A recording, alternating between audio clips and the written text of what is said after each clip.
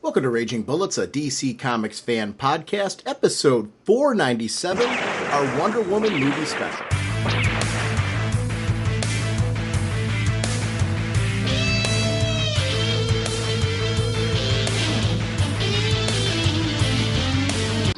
Welcome to Raging Bullets. I'm Sean Whalen, drnorge, and on this episode, I'm actually joined by longtime friend of the show, Darrell Taylor of the Taylor Network of Podcasts, as we discuss the Wonder Woman film. Jim was not able to join us for this episode due to actually a job promotion, a great reason that he wasn't able to join us.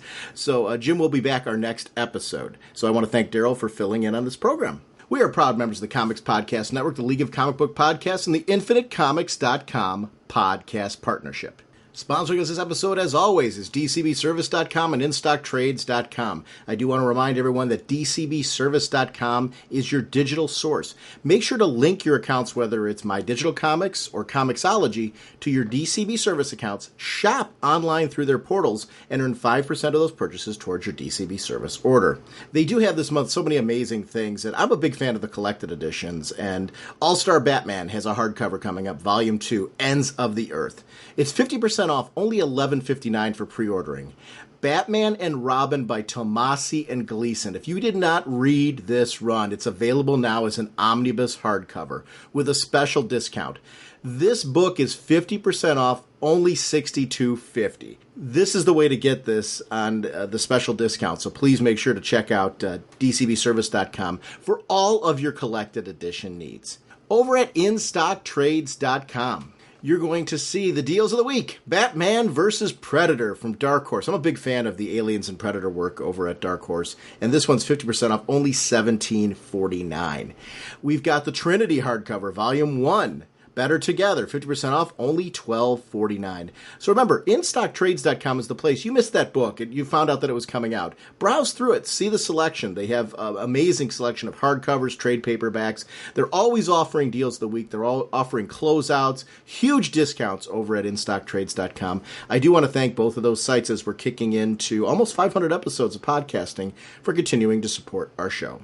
I do want to remind everyone, and it's weird that I'm doing it, that we are a spoiler podcast. And if you haven't seen the Wonder Woman film, we're going to be talking in depth about it. So make sure to see it first before checking out this episode, because Darrell and I leave no stone unturned. And without further ado, let's jump right into our Wonder Woman discussion.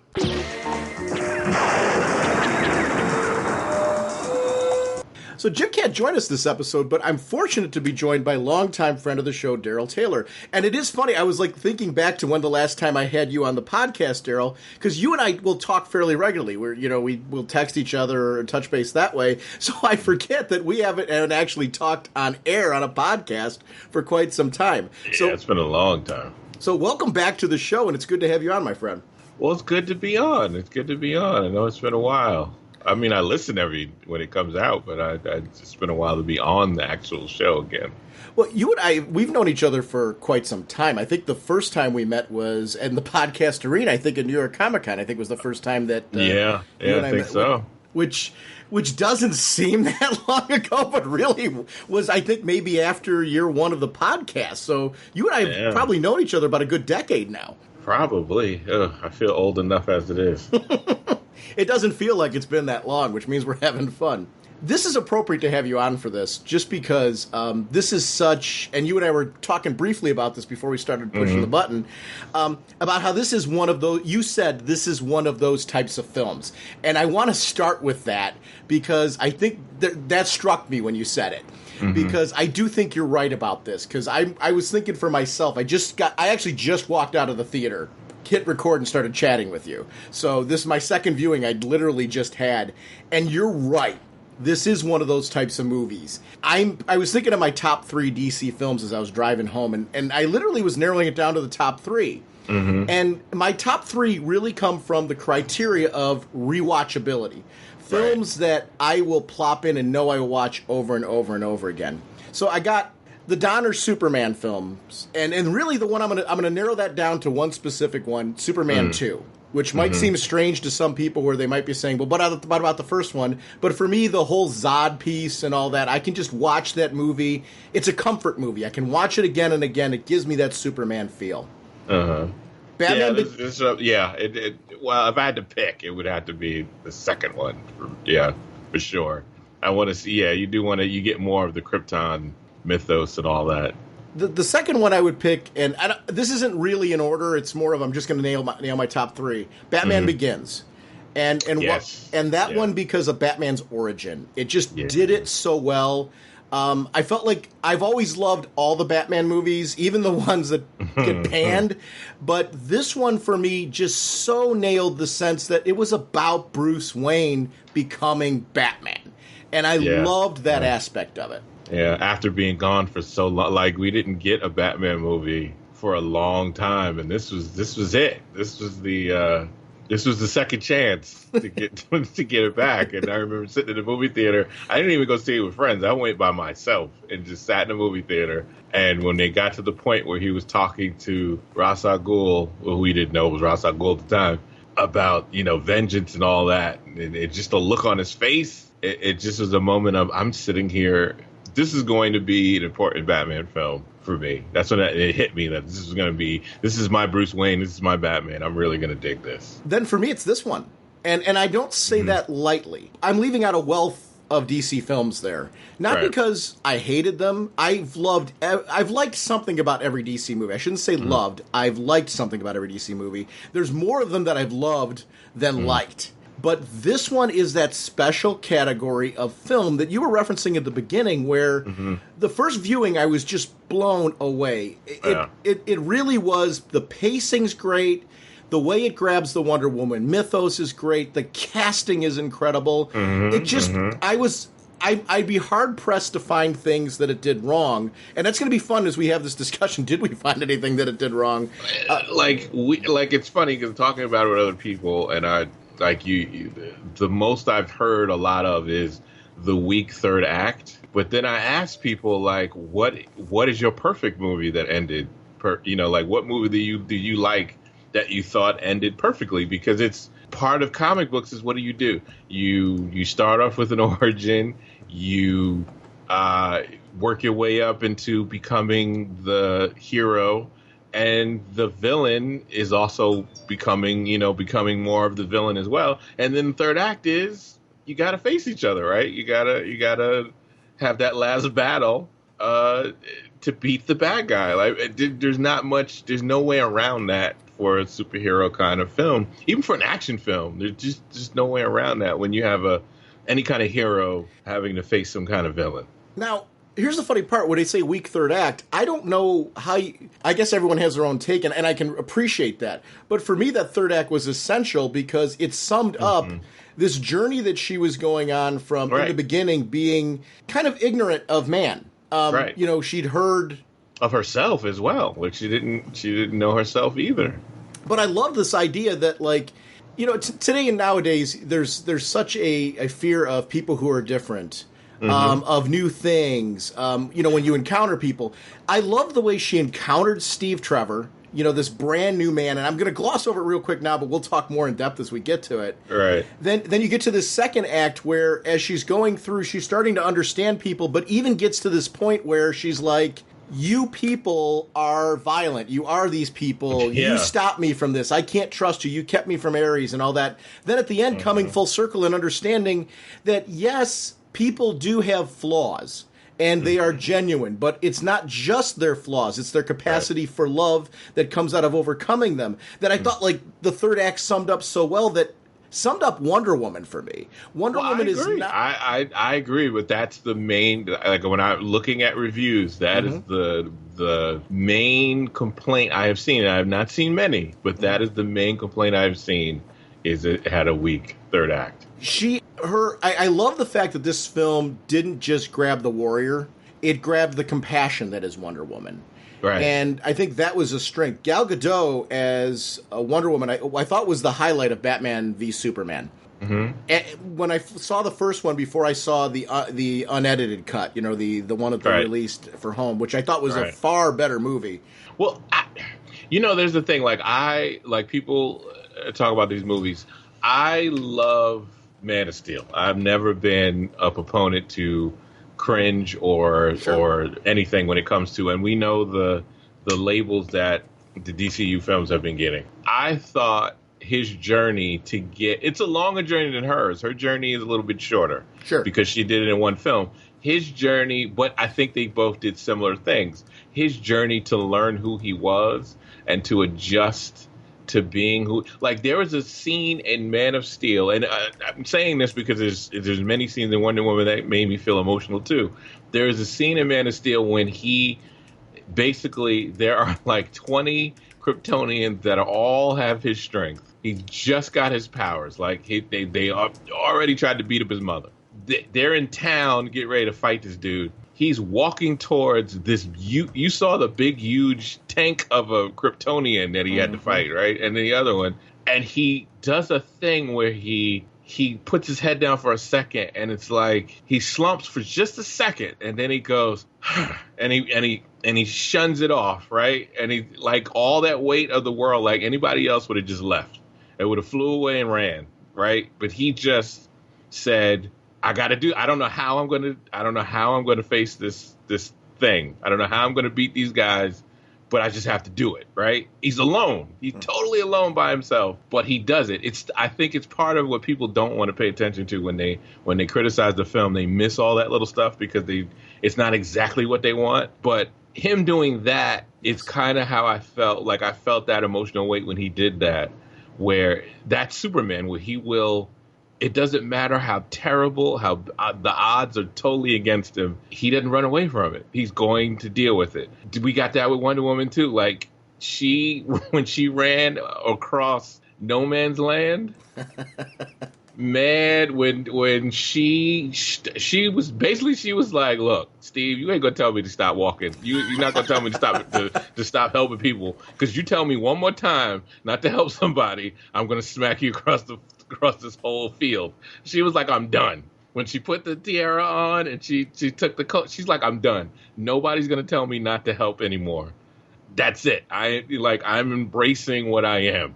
Like, I have to. This is what I am. This is who I am. This is what I'm going to be. There's nothing going to stop me from being that. That was that emotional moment. And I watched the film twice, and I felt that emotional moment in the same places. When she walks across that field, she's gotten tired of, she's seeing all these villagers getting hurt and killed, and she's looking at all these people suffering, and she's like, I'm done. That's the emotional thing about Wonder Woman, where she doesn't just see it and wants to help. She feels everybody's pain and wants to stop it. One of the things that I really liked about this film, and it's some of the things you're alluding to when you talk about Man of Steel and where this DC movie universe is going right now. I felt like this. I liked the beginning and the ending, that they bookended this connection to what happened in Batman v Superman, right? And give you a sense of connection to the Justice League, a connection to Man of Steel. I really like that, because I feel that these films are part of a larger journey. Right. So I feel like when you watch Man of Steel and it leads into Batman v Superman, you feel like these films, sure, they end and their stories bookend, but they're leading to bigger things. They're connecting threads that are coming together for a larger purpose. And we always knew that when Man of Steel was announced, we knew that the point of what they were doing was trying to launch a DC cinematic universe. Right. So I've been walking into these films with that sense of, I'm not watching isolated experiences. No. We're building towards something larger. It's a big story arc. And when you see that Bruce actually sent a letter, sent those things to Diana, that's not the same Bruce that was in Superman versus Batman. No. That's not the same that's not the same angry, vengeful Bruce. This is somebody who he practically watched Superman, who actually had someone. He had someone in his life that he loved. He had a mother and he had who he just saved. Batman saved his mom. He knew he had a mother that loved him. He had a woman in his life who loved him, and he loved her. And still, he didn't hesitate to say, "Give me the spear. I know this can kill me. More than likely, I can die." He could have told Diana to do it. He could have said to Diana, we'll think of another plan. Diana, why don't you try to do the spear? He didn't even hesitate. He grabbed that spear and knew that doing that would probably kill him. and he did it anyway. For Bruce to watch that, and it changed him. And for that to happen, you see that progression in giving Diana back those things that Lex took from her, which meant the world to her. There were personal things that really meant something to her. And he didn't pry. He just gave her back her stuff. And he said, I hope, like, if you want to tell me that story sometime, I'd be glad to hear it. Like, that's not the same man, that we met before. And that's the thing. Like, all of these little things carry weight. Like, they all connect to get to another story. So when we get to Justice League, that's not going to be the same Superman. It's not going to be the same Wonder Woman. It's not going to be the same Batman when we get to that movie. Yeah, and these characters are being affected by each other. So I think this film does a great job of laying out what I loved so much about her appearances in Batman v Superman.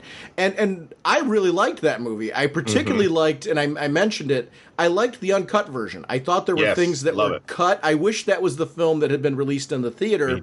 Me too. Because I do think there would have been a different reaction to it, because there were certain scenes that, for me, like, I'm like, wow, this is really a far better movie. Yeah.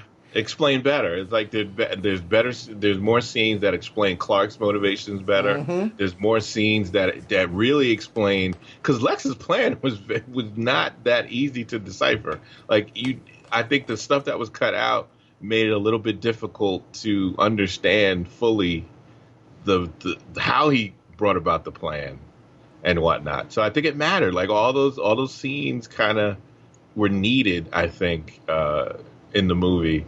And it added more to it. So, like, it all matters. Like, all that stuff, it's one big... If anything, it's like, this is all Superman's... This is the whole journey of Superman. Yes. Like, I don't think... And I know people will say it's probably reaction... If we get a happier Superman that is reactionary, I don't agree with that. I think that was always the plan to get him to this point for Justice League. Like, he needed to go through what he went through for Man of Steel, and then Batman. People act like it's been like 12 films from Man of Steel. Right. You hear it, like, the way they talk about it, you would think there were like 12 films already, and like this has been the whole thing. No, it's been Man of Steel, Batman versus Superman. Now we have Wonder Woman. Like, that's not a lot of films to build this story arc for Superman, but I think Justice League 1 will be that thing with Superman to kind of bring him full circle to become the Superman that we know, right? Like, it's a big deal. He sacrificed everything for the planet. He decided Earth is his home.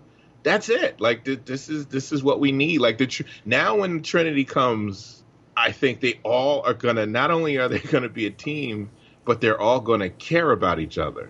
That's different. Like, yes. Like, to have that emotional connection with you. They went through life and death with each other. They fought. All that kind of stuff happened. But, like, Batman sat, like, Bruce cried with his mom, with Clark's mother.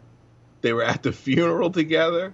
Like, he spent all this time with Wonder Woman as well. Like, you would assume they've been around each other. They've talked. They went to you don't go to someone's funeral and see their family and that not change how you look at that person. You're right. That's 100% true. And it's funny, as we were watching these movies, I think relationships are a key factor in this one. Like, Superman's journey, one of the things that I've been digging about it has been this sense of our society does mistrust people now. And I think we're very media driven. Here's the thing. I love the internet, and I'll often on the show reference internet snark and stuff like that. But I also, and you and I have both benefited from this, being podcasters and getting to know each other. Actually, we got to know each other not only in person, but through an internet medium. Yeah. And through podcasting and all that, to the point where, you and I don't live locally to each other, but I genuinely consider you a friend.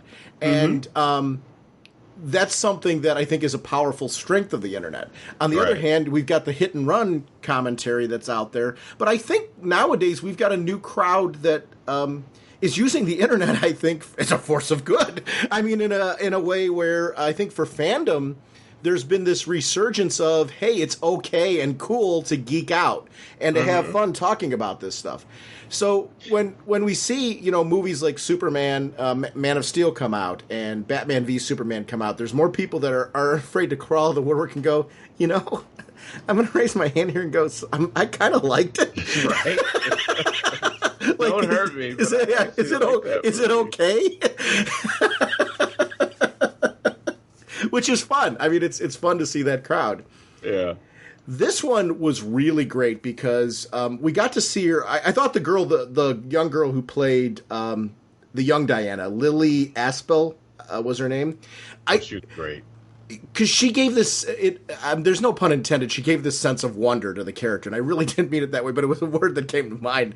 Because she was smiling and doing this journey, and you got to see the Amazons through her eyes, which I thought was a great introduction to the Amazons versus starting off with her. We got to see her as an adult, but that was present day. We shifted to her as a kid, and Themyscira was gorgeous. I thought the way that... That was just such a beautiful, majestic a world place. like this is the thing that people have to think about. Like, imagine a world where you are born and everybody loves you. Yes. Like Batman didn't have that. Superman didn't have that. He had a family unit that loves him, and like Batman had Alfred who loves him, but the rest of the world is not that way. You don't just walk outside and everybody loves you unconditionally like that. Like, you just can't go outside and say everybody's my brothers and sisters. It doesn't work that way in man's world. It doesn't work that way, right? Wonder Woman, Diana went out, like, she also being the only child in Themyscira, everybody loved her from a child, from a baby up. Like, to feel that kind of love, that's where Diana gets all that strength from. She knows what it feels like to be loved like that. So she can't help but love other people that way. She thinks it's normal. And the training sequences I really loved. You got to see Antiope, who was Robin Wright, and Hippolyta, who was Connie Nielsen. But not just them, the whole casting of them. Because you had the one Amazon who was like... their badass Amazon.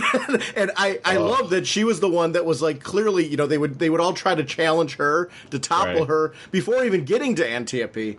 And I really loved the sense of build to, in a very short period of time in that film, they gave us a sense of what that society was all about. You felt the overwhelming love. You felt the sense of order. You felt the sense of hierarchy. We got a version of the background story that...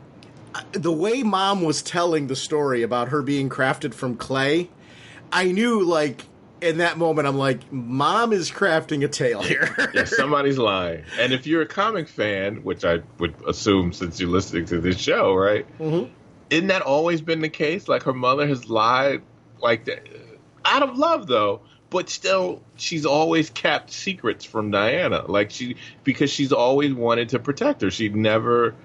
Even though she's like, she knows that Diana is a hero. She's a warrior. Like, there's no other way around it. She can't help being who she is. Hippolyta, like any parent, wants to keep her child from being put in those situations. So she lies, I liked that they portrayed that part where Hippolyta was making choices for Diana that put a separation between the two, but I like that they didn't go too far with it.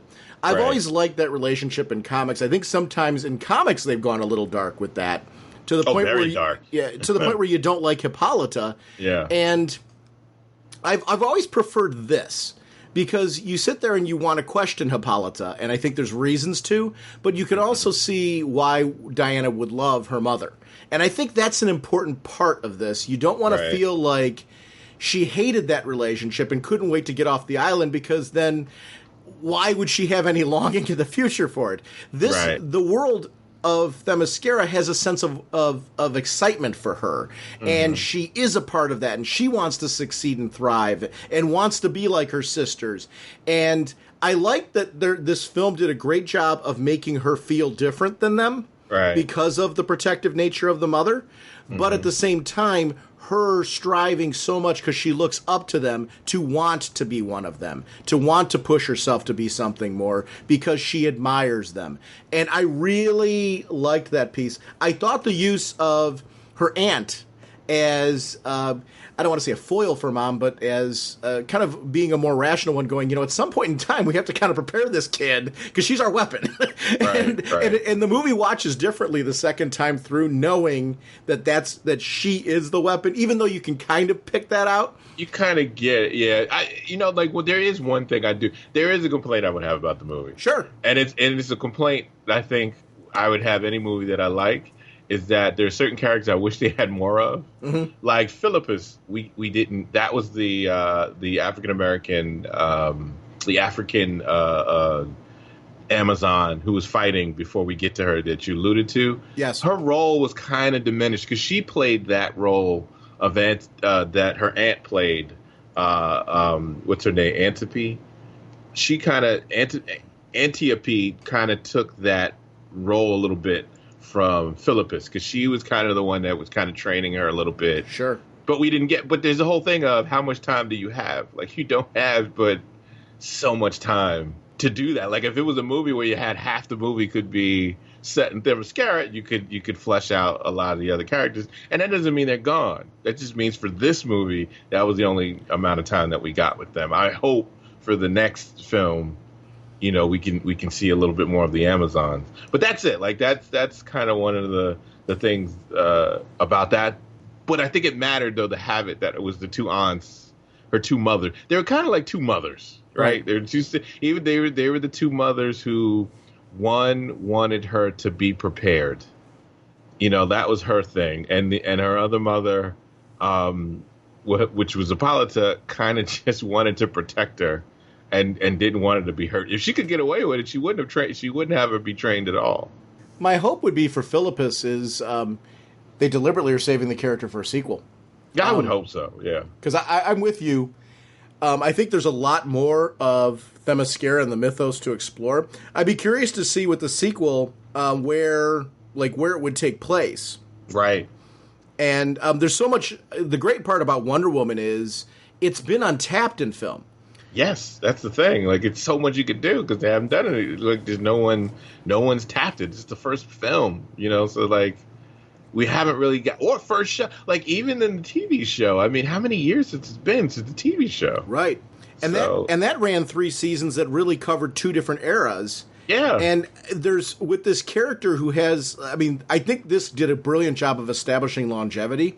The thing I love about it is there's all kinds of options on how you do sequels, and I honestly don't care if they do the sequels chronologically. Like, I would love if they do a present-day sequel, Wonder Woman 2, but then at some point in time, somebody comes up with this really killer script of some years in between. Right. They could mix it. I don't care. I don't care. They could do flashbacks. Sure. As far as I'm concerned. Like, they don't really say it, but they allude to in Batman vs. Superman that she's been collecting artifacts. Mm-hmm. You could do it. I mean, that could be a thing, too, to show what she's been doing in between when she's been disappearing. She's gone to find, artifacts. Maybe they're dangerous artifacts that she wants to find to take out of the hands of man because she's seen what they can do. When gods affect man's world, she's seen the damage that could be done with that. It says a lot for casting of a film when one of your complaints is they did a great job casting a character and I want to see more. I want to see everybody. That's the thing. Like, you can't show everyone, but that's a good complaint to have. Like, you show me enough that of all these characters, I want to see more. I want to see more from all these other great characters that you put in front of me. Like, I want everything. I want to. Give me 24 hours of Wonder Woman. Give me 24 long hours. I will take Themyscira. I want to see when she goes to England for a while. I want to see what happens when she deals with the aftermath of World War I. I would love to see that, like all of it. I want to see all that stuff. So it was interesting when Ares was entered as a concept into the film. I guess I did think maybe it was Ludendorff, or maybe it was going to be that Dr. blood, that she was going to wind up being Ares, and it was going to be a twist where it was a female now or something like that. I got swerved by Sir Patrick, but when it was there, I was like, oh my gosh, he's been in front of us all along. Right, he's been putting the players in place. He's been the chess master of the whole thing.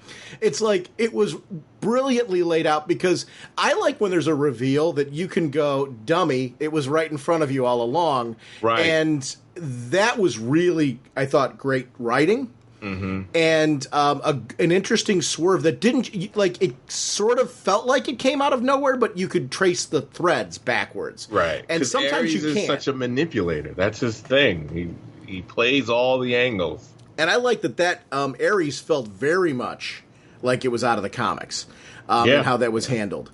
Because when it was Ludendorff, I'm like, okay, cool, they're bringing in Ares, and they're going to go the way with this character. I wasn't really feeling the comic vibe, but I was really glad that they were exploring the Ares concept. When they did the swerve, I'm like, oh my gosh, they so comic booked me. Well, I said, no, it's not going to be the obvious choice, but Sure. I didn't know it was going to be, I didn't know it was who wound up being who Ares was playing. I thought it would be some old man or something that would come out of anywhere and all of a sudden come out of the shadows. Because with Ares, like when you read the comics, he's always done that with Man's World. Like he's always manipulated from behind the scenes.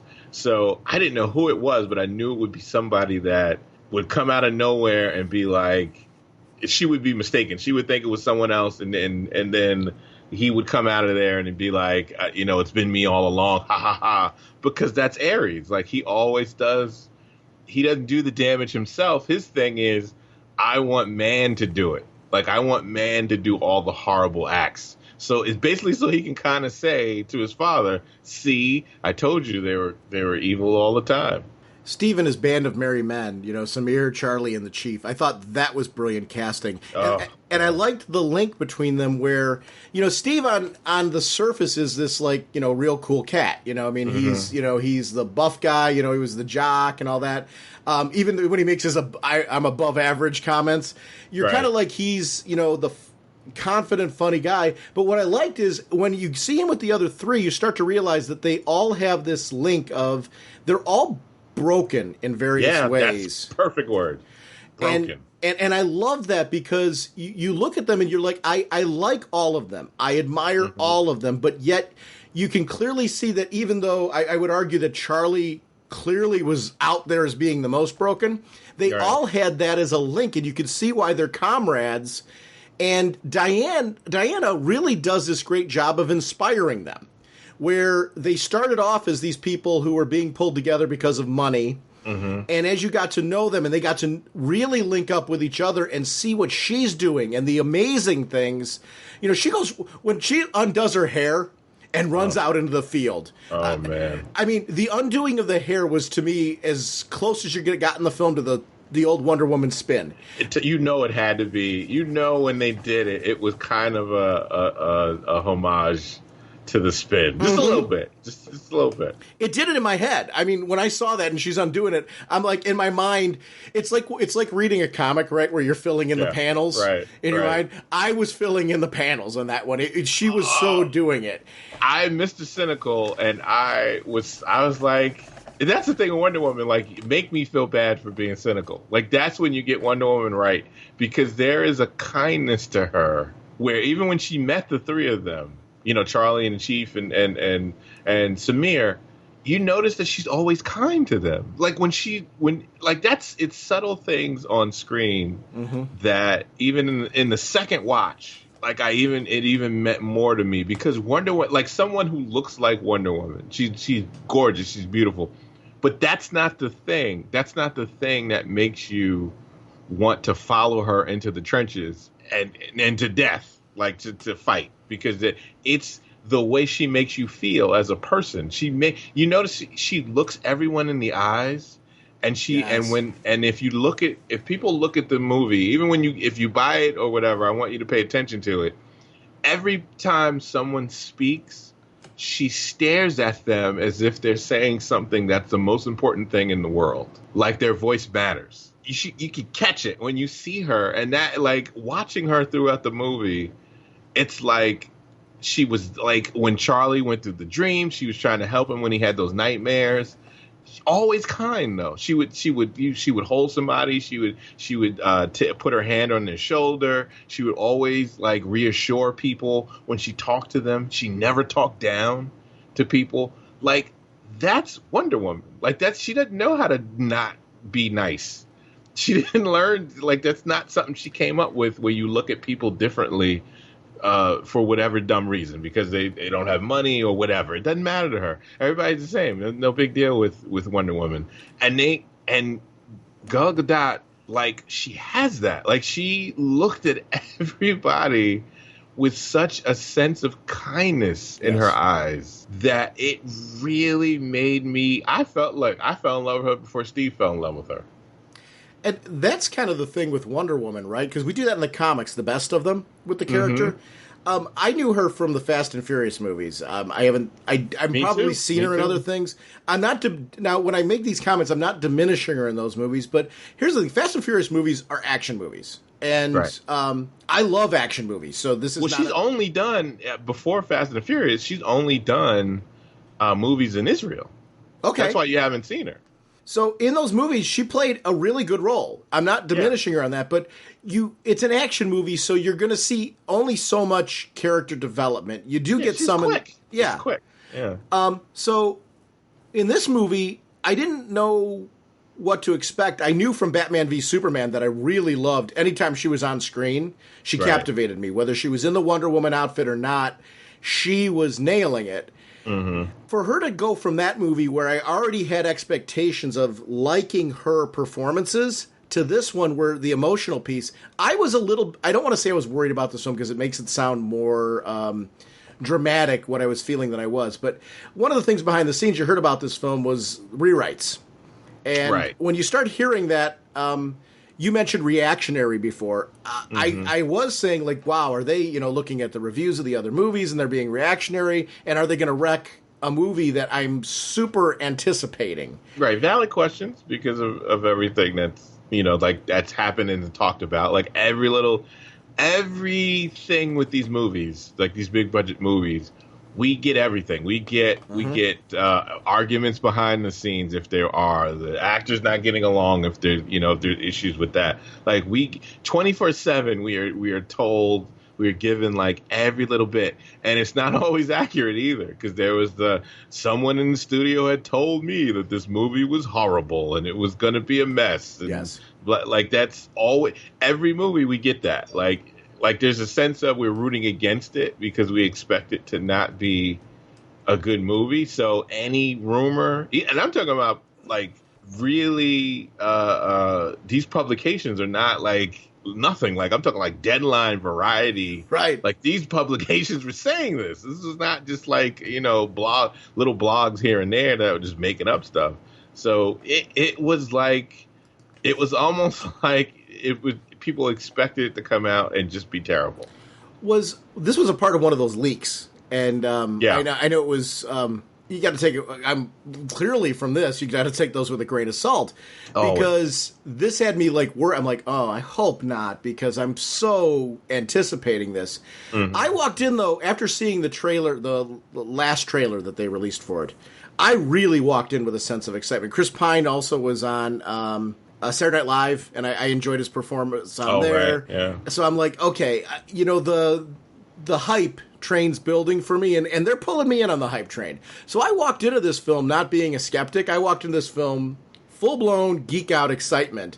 Oh, yeah. Which I think says even more about the film for me, because the only place you go from that is down. I mean, and this took me up beyond my expectations, which I really enjoyed.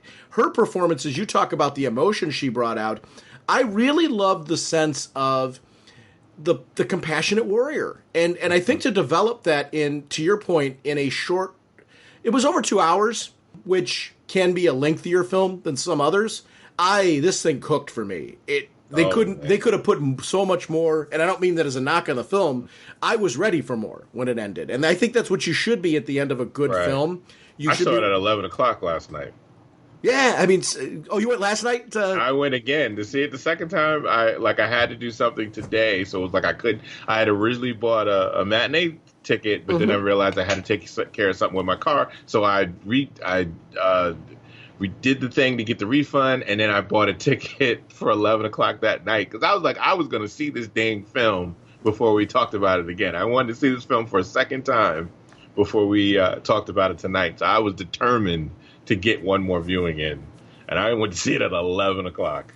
I skipped lunch today at work deliberately for the purpose of leaving early so I could catch another viewing of it because I'm like, I really want to see it a second time before we record and talk about it, because a lot of times your first viewing has a certain sheen over it that you get from a first viewing, and the second time through, knowing the whole plot, you kind of catch things that you didn't before.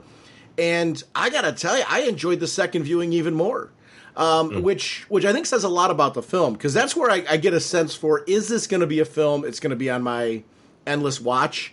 Or is it going to be... This is one of those, due to pacing and the casting, because it wasn't just her. And I think that's the danger sometimes with a solo film, is that the supporting cast... Steve Trevor, I thought, was very well developed as a character. By the end of the film and what happens to him with his death, I really cared about the character. I like for him. I mean, the scenes where he's trying to explain to Diana... When Diana kind of got... How is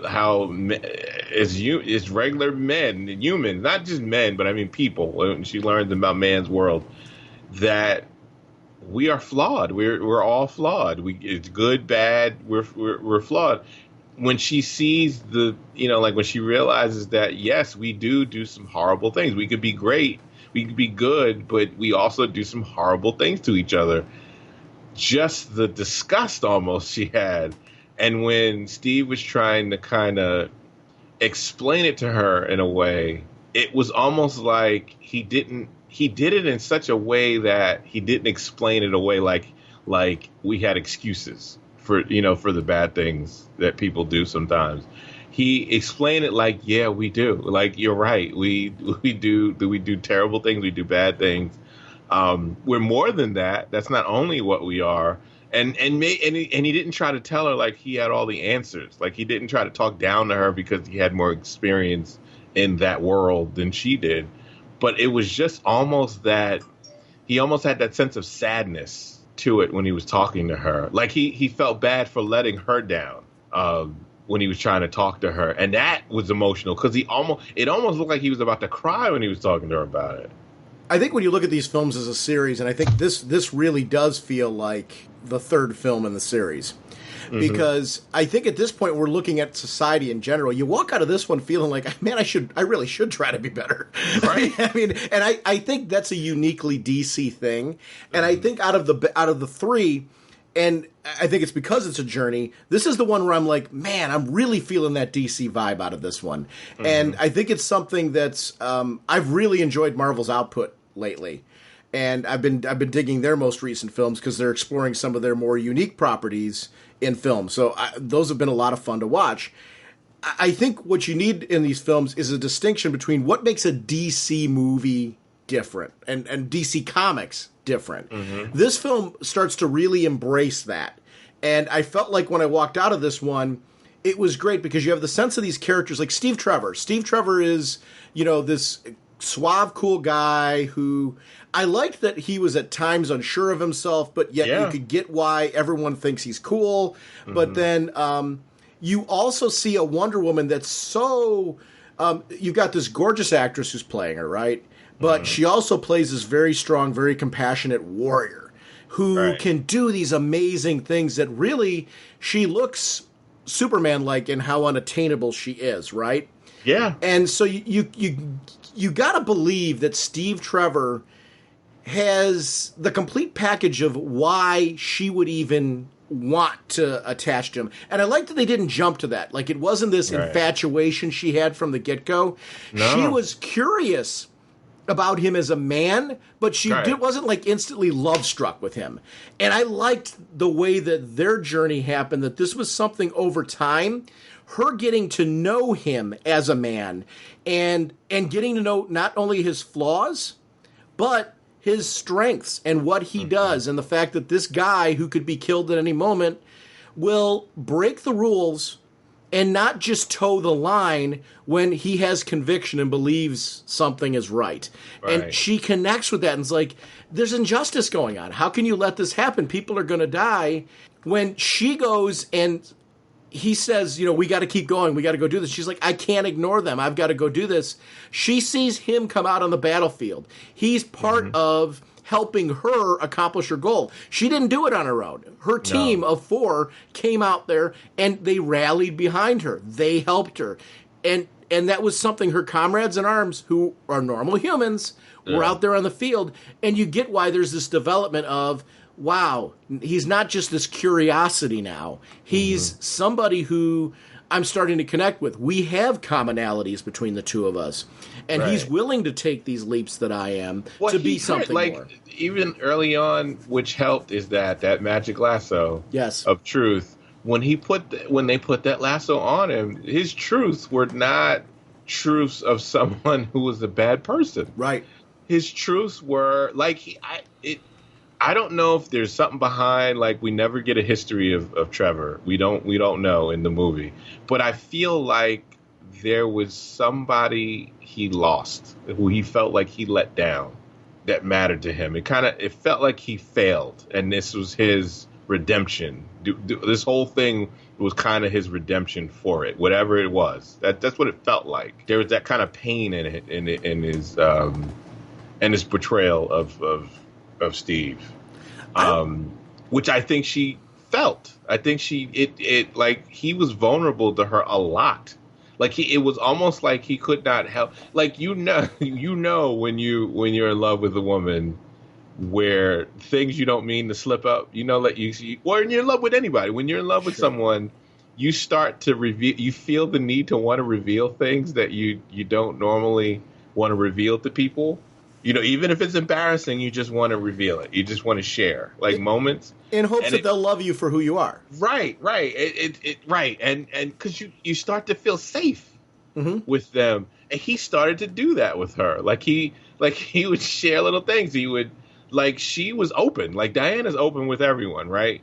But it was just something, the way that he would talk to her, the way that he would approach her and share with her, and she changed him. Like, she changed him a lot.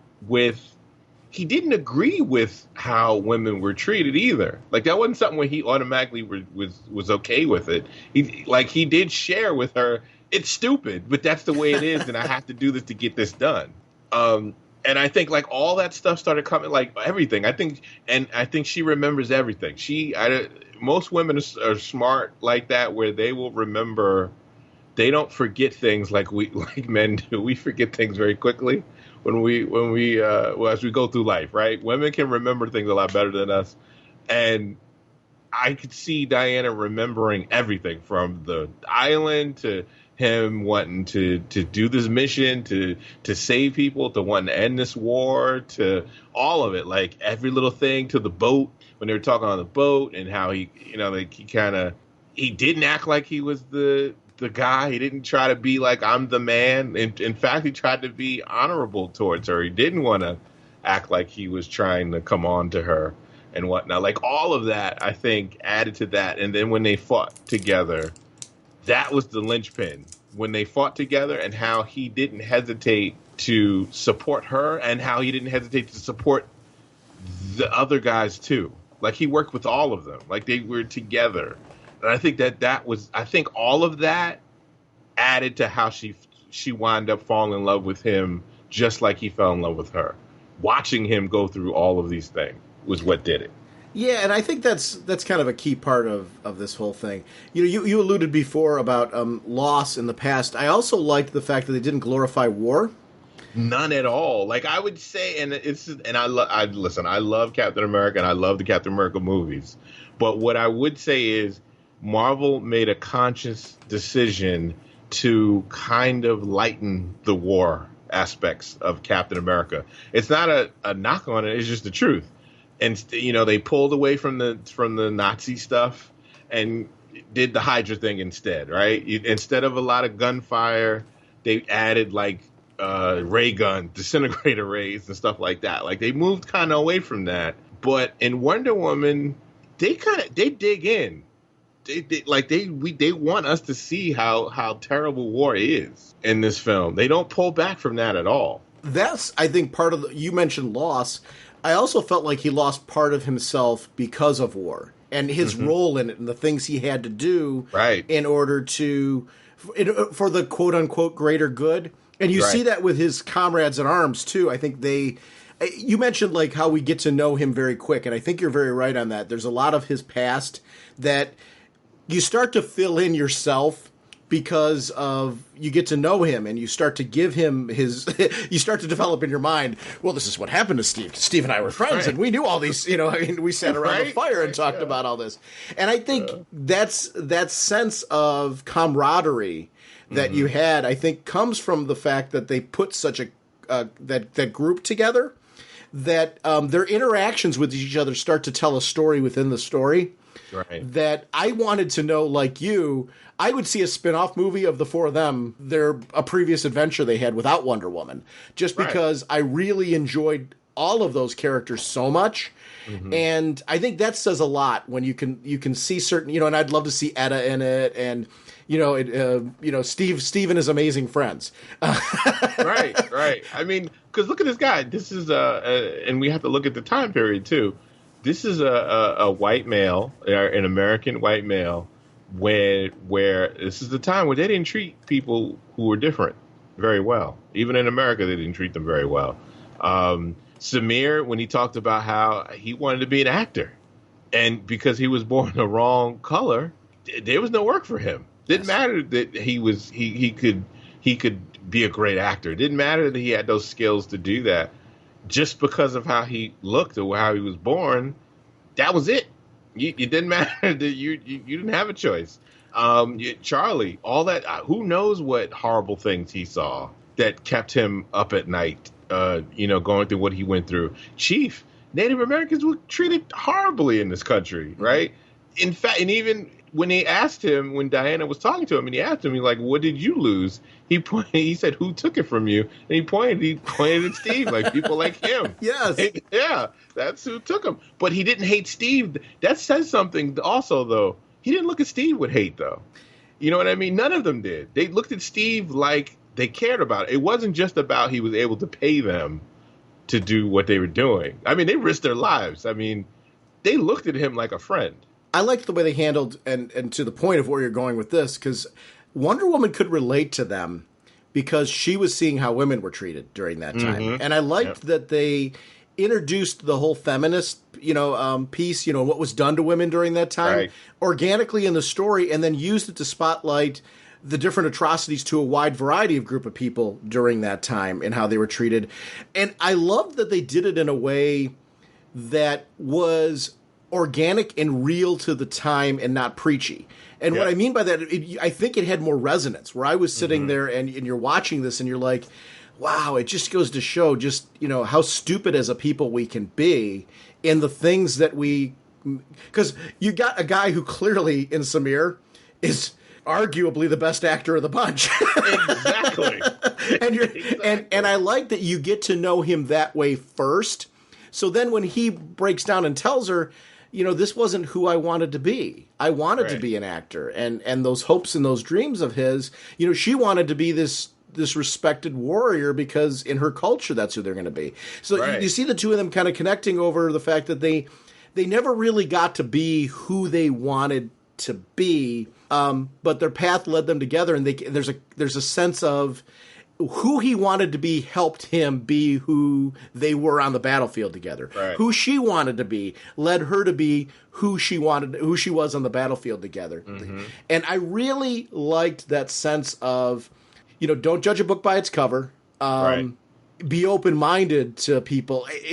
Wonder Woman's always been one of those characters where she has this way of scolding you without scolding you.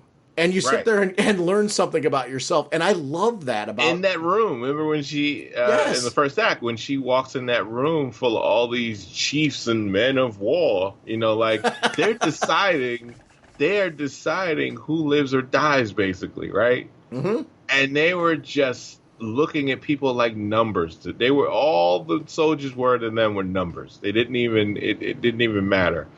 And she basically, and just stating what was going on, like the way that she talked to them was in a way where it was like, they felt shame. Yes. That's why they were angry. That's why the response, when you're angry like that, when your first reaction is angry when someone calls you out, it's because of shame. Because if it wasn't really true what they were saying, you'd be like, you're wrong. I didn't do that. Like, that wasn't even in my thought process. No, those men felt shame because of what she said, and because she was right. And it didn't make any sense. And Steve's face was like, I'm not going to argue with you. You're absolutely right. Everything you're saying, absolutely right.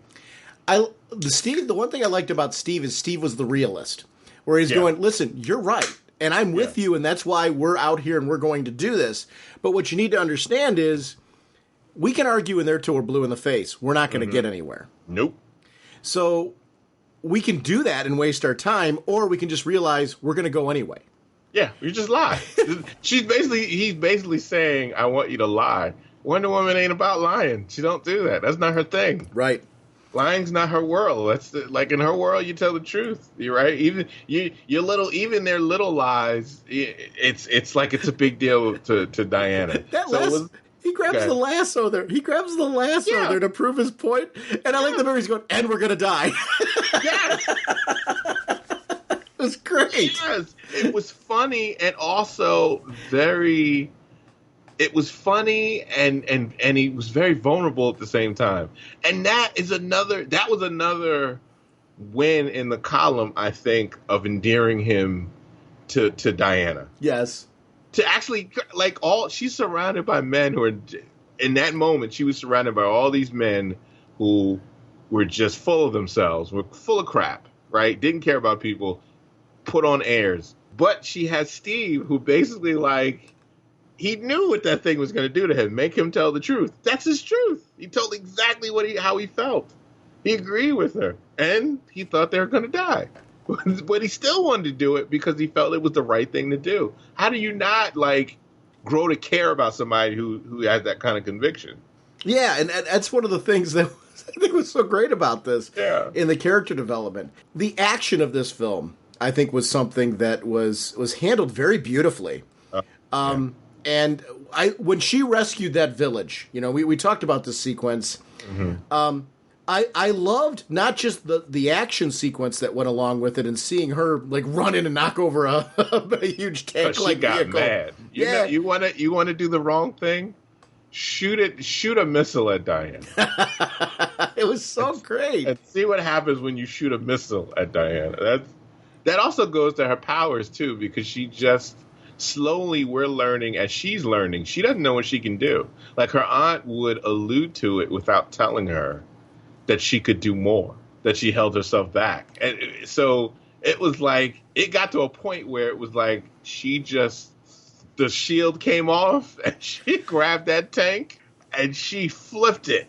It was nothing. But she didn't know. That was, to your point, and I really love how you're phrasing this, because we earlier on in that training, when she banged both of her bracelets together and it did that move to her aunt, she was as in shock as her aunt was, right? And didn't really ever, fully understand what it was that was happening with her in that moment. Because Steve showed up on the island then, and it led to that whole. And they never told her. Like, she tried to tell her she was dying. Her aunt tried to tell her she was dying, that she was. She was the God killer, but she couldn't get out the words. So she didn't know, and her mother wouldn't tell her. So she didn't know. Like, she didn't know that she could get shot and it would heal like it would. She didn't know she could lift a tank like that. She didn't know. She didn't even know when she was taking the sword and the lasso and stuff. She didn't know that she could bust the wall to crawl up. She crawled up a tower by punching holes into the tower as she crawled up. She didn't know she could do that. Which to me made it all the more impressive when she's like, well, I know I can fight. So I'm going out in the battlefield. I'm going to go do this by myself. And I was like, sort of like, wait a minute. This girl has no clue how powerful she is. We know because we're comic fans. She doesn't know what she's running into. She goes running out there, and she's out there with her shield, defending these blasts. And then all of a sudden, her team shows up, gives her an opening, and she goes running through and does all these just amazing things. Right. And I love that after that, the hanging out in the village. And let me stop you right there. Go ahead, please. Do you remember the scene where she's in the middle of combat just before she pulls out the magic lasso, where she sees Steve running out there shooting and fighting with her, and she gives a look. There's a look of, I don't know what it is. It's a look of, I don't know if it's like she's starting to fall in love with him even more, or if there's just I don't know what it was, but it was just, it felt like a look of, I'm about to go through this thing and they're standing with me. Like there's no, they got behind, they're standing with me in support. Like there's no question of should we be doing this or not. They're just supporting me. You know what I think is appropriate? The way you're having trouble pinning down exactly what it was. Because I think that's accurate. I think it was a mix of emotions. And I think you see that look, and I think that's where the acting, and I'm hoping this film does not get glossed over for the quality of what it was delivering because it's a superhero film. Because I really think the acting in this was very well done. Because that sequence, you're right, a lot was told by the visual presence of the characters, how they carried themselves, looks that they delivered. They were conveying an emotion that was cool. And you're right. I think it is this sense of camaraderie. There was something a little bit more familiar with Steve than with the others when she would look at them. And that was subtle. And in that moment where you're right, where the two of them are like battling together, it was so buddy cop and so much more that I'm with you. It's hard to really convey what it was. You said something to another point where I don't want to gloss over it. You mentioned the lasso. And the lasso was almost a character in the action sequences. I really loved the use of the lasso. Because, a lot of times you see the lasso being used as a traditional, let's, rope a horse, right? In the way that it's used. This was being used so interactively as a weapon. It was like it was alive. It was like it was almost alive in her hands. And I loved that. I don't know what led them to make that decision creatively, but as a visual piece, when you're watching this film, I like that it was just enough that you were like, as a comic fan, you can go, I can believe that. But it really added something I thought new to the mythos that I hadn't seen done quite that way before in since comics. The Super Friends. Yes, you're right. Yeah, it was very much classic Super Friends being brought to today, and I loved that was almost its own character. Right. So I'd love to see where they go with that in future films, because I think it's another thing that's so much to explore. What is the lasso? What does it do? And that part I really liked. When they pulled that piece of metal from, I think it was from the tank or something like that, on top of themselves, and he goes, Diana, and she goes and jumps. I thought it was really great seeing them have a team-up move that showed how much he pays attention to things that he's seen. Well, that's the other thing, and I would go to when you love somebody. There's and anybody that's been in a relationship knows what I'm talking about. When you remember something about somebody, right, as you learn about them, and you bring it up in any kind of context, you remember a favorite color or whatever it is, and you bring it up without trying to win points. I mean, you just naturally bring it up because it's something that matters to them. That was something she would remember. Like that move that the Amazons did, that's a thing. Like that's a thing. Even her aunt, he saw her do that on that island, and he remembered it. You cannot tell me that that's not something that Diana thought to herself. Like he really for him to remember that. It was sweet. Yeah. You can't tell me that's not. It means something to you. When someone remembers something like that about your life, right? It matters. And those little things happen in that battle. And they didn't have to hit me over the head. They didn't have to hit you over the head with it and go, wow, this is endearing. This is a sweet moment. No, it just show us that. Just him doing that and calling Diana, and Diana didn't hesitate. She jumped on that shield. She jumped up there. And she did it. And then when when she's back and everyone's clapping and whatnot, and there's a moment where it's just her and Steve and they're talking, and she says, he says, "You did it." He said, "You did it." He didn't even he didn't even care. Credit wasn't something he cared about. He basically was like, "You're amazing. You did this." And she didn't hesitate to say, and this is Wonder Woman. This is Diana. She didn't care about credit. We did it. That was her response. We did it, meaning we, all of us as a unit, we did this. We saved these, we helped these people. That's all she cares about. She's not someone who cares about credit of who saved who or who did what or who got the most hits or whatever. It's all about we came and we were able to help these people. That's what matters. And that was another moment. It wasn't a long moment. It was just it was a quick, quiet moment that added to their relationship. And added to the sense of, this is my Wonder Woman from the comics. Yes. Because that's very much her. Because, I was thinking about recently, I reread the first couple trades of the Perez run. Mm-hmm. And there is a Team Wonder Woman in that. Right. And, of friends, they're human friends. And every time they would accomplish something together, it really was together. Yep, and she acknowledged the importance of them. And I think... in my favorite comics, it's you feel like somehow you could be a part of the gang. You could be useful. You could be a part of the team. And I think that's something that this film really conveyed well. It's like, I could be any one of these broken people that are traveling behind her and somehow help her and want to help her. And the more that I'm traveling with her, the more that I feel empowered for who I am.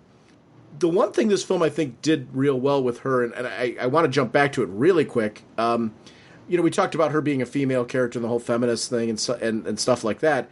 I like that this was a movie with a strong female character who had embraced the fact that she was a female 100%. And somehow she was stronger because of it.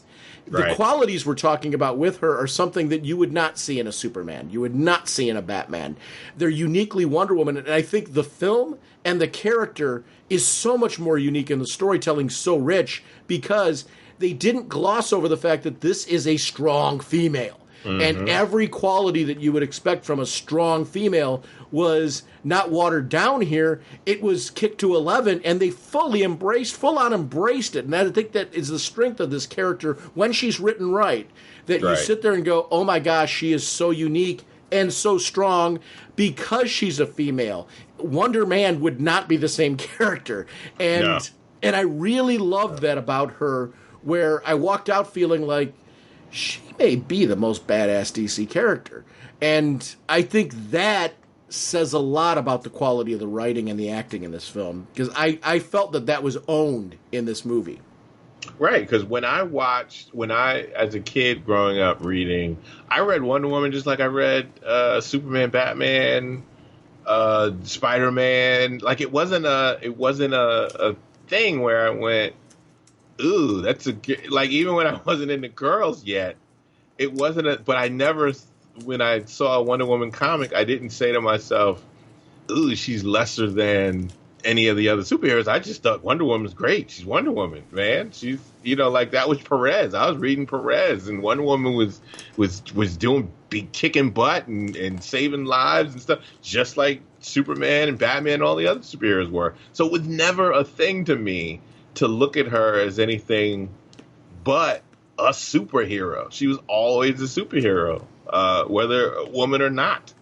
So when you get Wonder Woman, when you do her right, you look at her, you think she is badass. Like, she is awesome as a character. Like, you believe in her. And this is a woman wearing swimming trunks, right? Really, when you look at it, don't matter. Like, when you look at her, you see a superhero that she can save the day.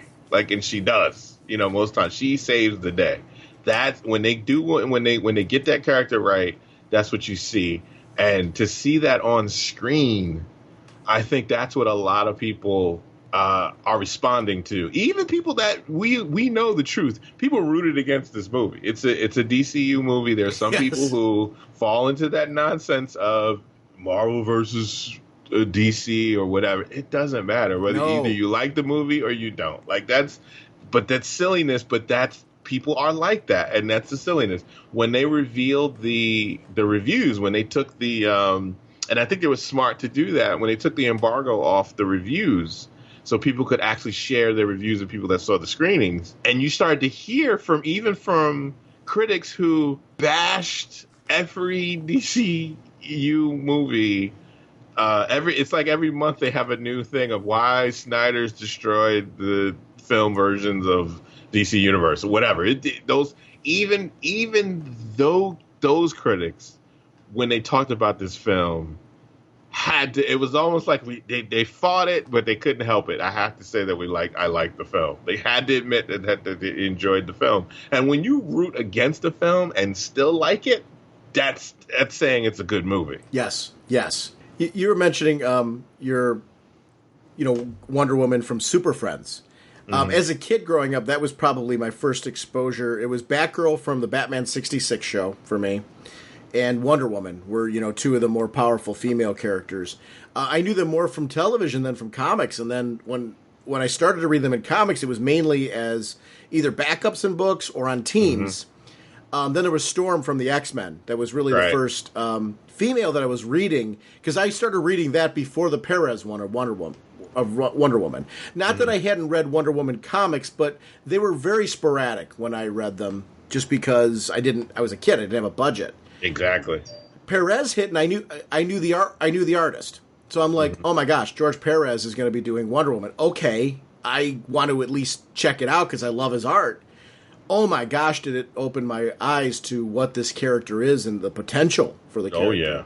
And I think this film gave me that sense. I remember reading that first issue when it came out onto the stands, salivating and waiting for the next issue. I felt the way at the end of this film with that, because of the fact that one of the great things about the Wonder Woman mythos is you have the gods, you have the human enemies that she faces, you have the people that are close to her that are flawed, who are human, and they aren't afraid to let these characters be human. They're not all goody two-shoes.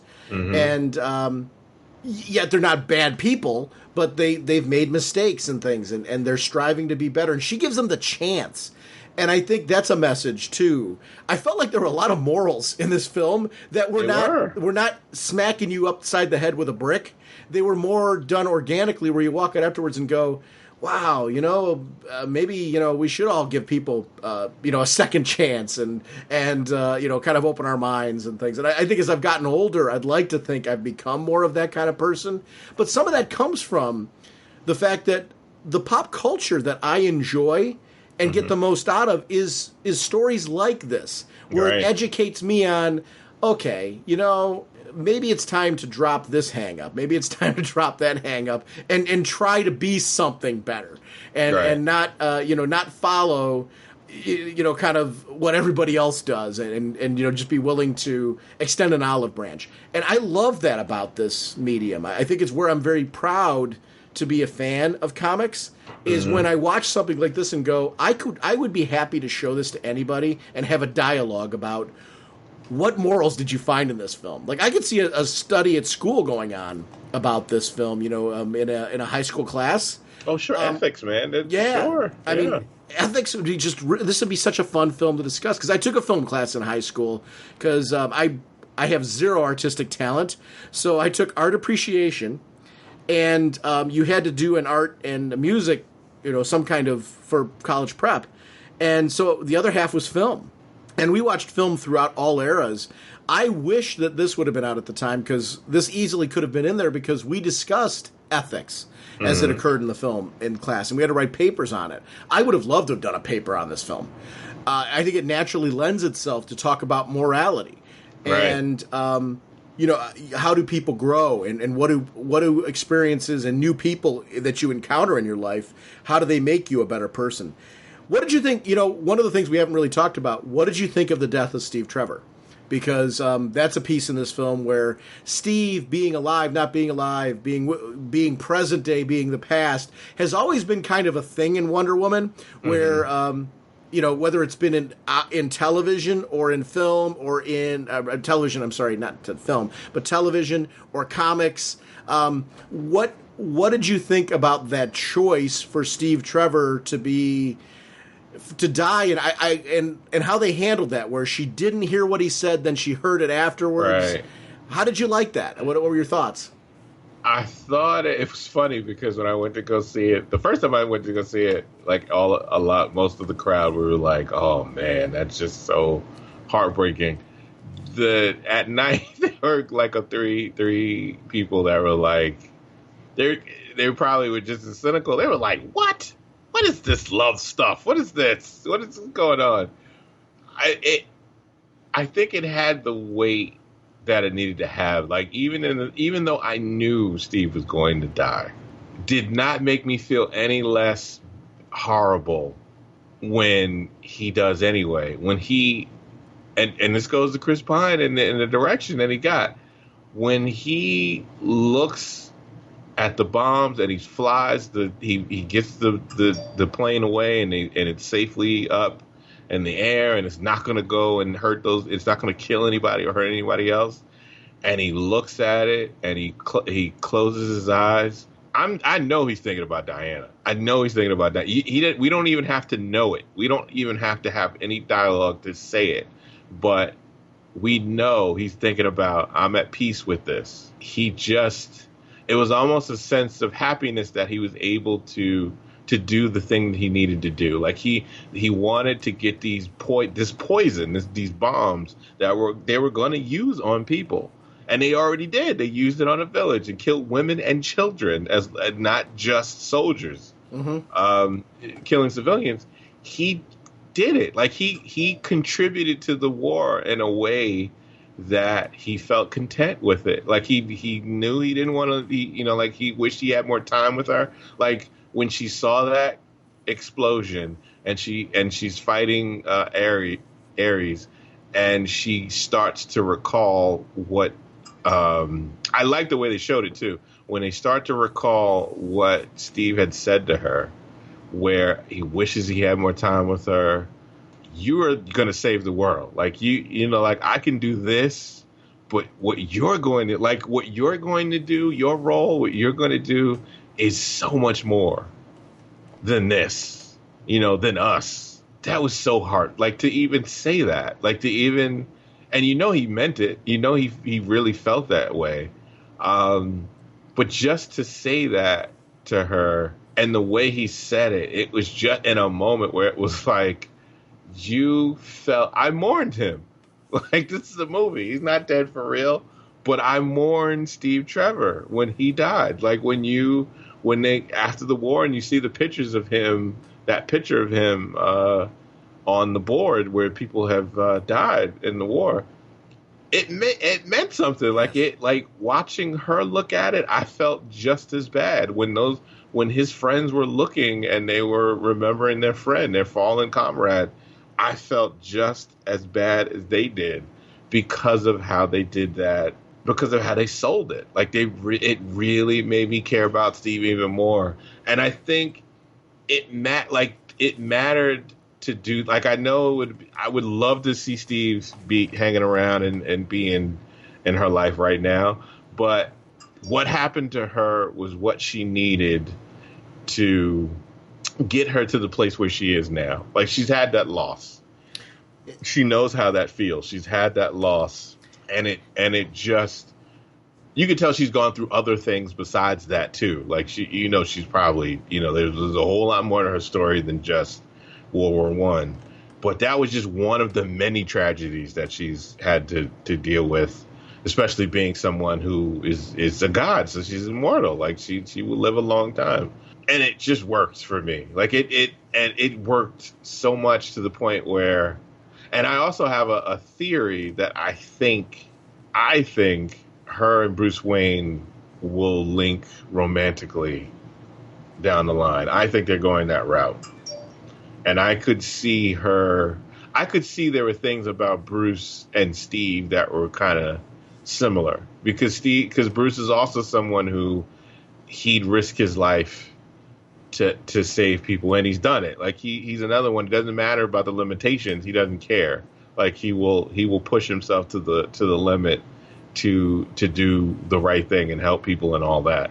So I think this whole thing with Trevor dying will lead up to why because you don't really know, why did she even listen to Bruce Wayne even after all that happened? Like, what is it that she kept her around? Because she could have just left. She could have left town and just went on and did what she was going to do. But there's something with her and Bruce that's going on. Even if there's not romantic, there's just something with them where they feel like they're connecting as friends somehow. And I think with this whole thing with Steve and stuff, and what we're seeing with this war and what happened and the people she's lost and had, and dealt with, because all these men are dead now. I mean, right. She had to think about that. I think it all mattered. Like, it making me babble because I got so emotional just thinking about that ending, where it just makes you feel a kind of way about these characters that are gone. You're not going to see them again. They're gone. Here's the thing. I think, and I'll say this, I've read various Wonder Woman comics throughout my life in very broken runs. So there's been times where I've read Steve Trevor when I was a kid growing up where he was very wooden, Yeah. and I didn't I got it, he was Wonder Woman's boyfriend and that type of thing. And as a kid, you're kind of like, oh, okay, that's cool. That Steve's the cool cool military guy who's her boyfriend and that type of thing. And I get it. And, she loves Steve and yay. And that was kind of a DC thing, right? That the characters, especially on Earth 2, right, were linked up, right? Everybody on Earth 2 was married. Always, right? Yeah, that was the progression. Right. So she had married Steve Trevor and that whole piece. So yeah, it was cool. And I quite liked that about the multiverse, because you could do that, and then you got your other Earth that doesn't have that happening. Right. But I never felt like this big affinity to it. I was a fan of the television show, and Steve Trevor was on there. Both versions of Steve Trevor were on there. Which was weird as hell if you question that. Like, yes. She was in love with Steve Trevor and his son. Steve Trevor, yes. Right, Steve Trevor. And they both looked exactly alike. Yes. Go to Lyle Wagner. And and I loved, honestly, I was a huge fan of that show. Mm-hmm. So, but it was also, again, not like a real emotional affinity to any of that.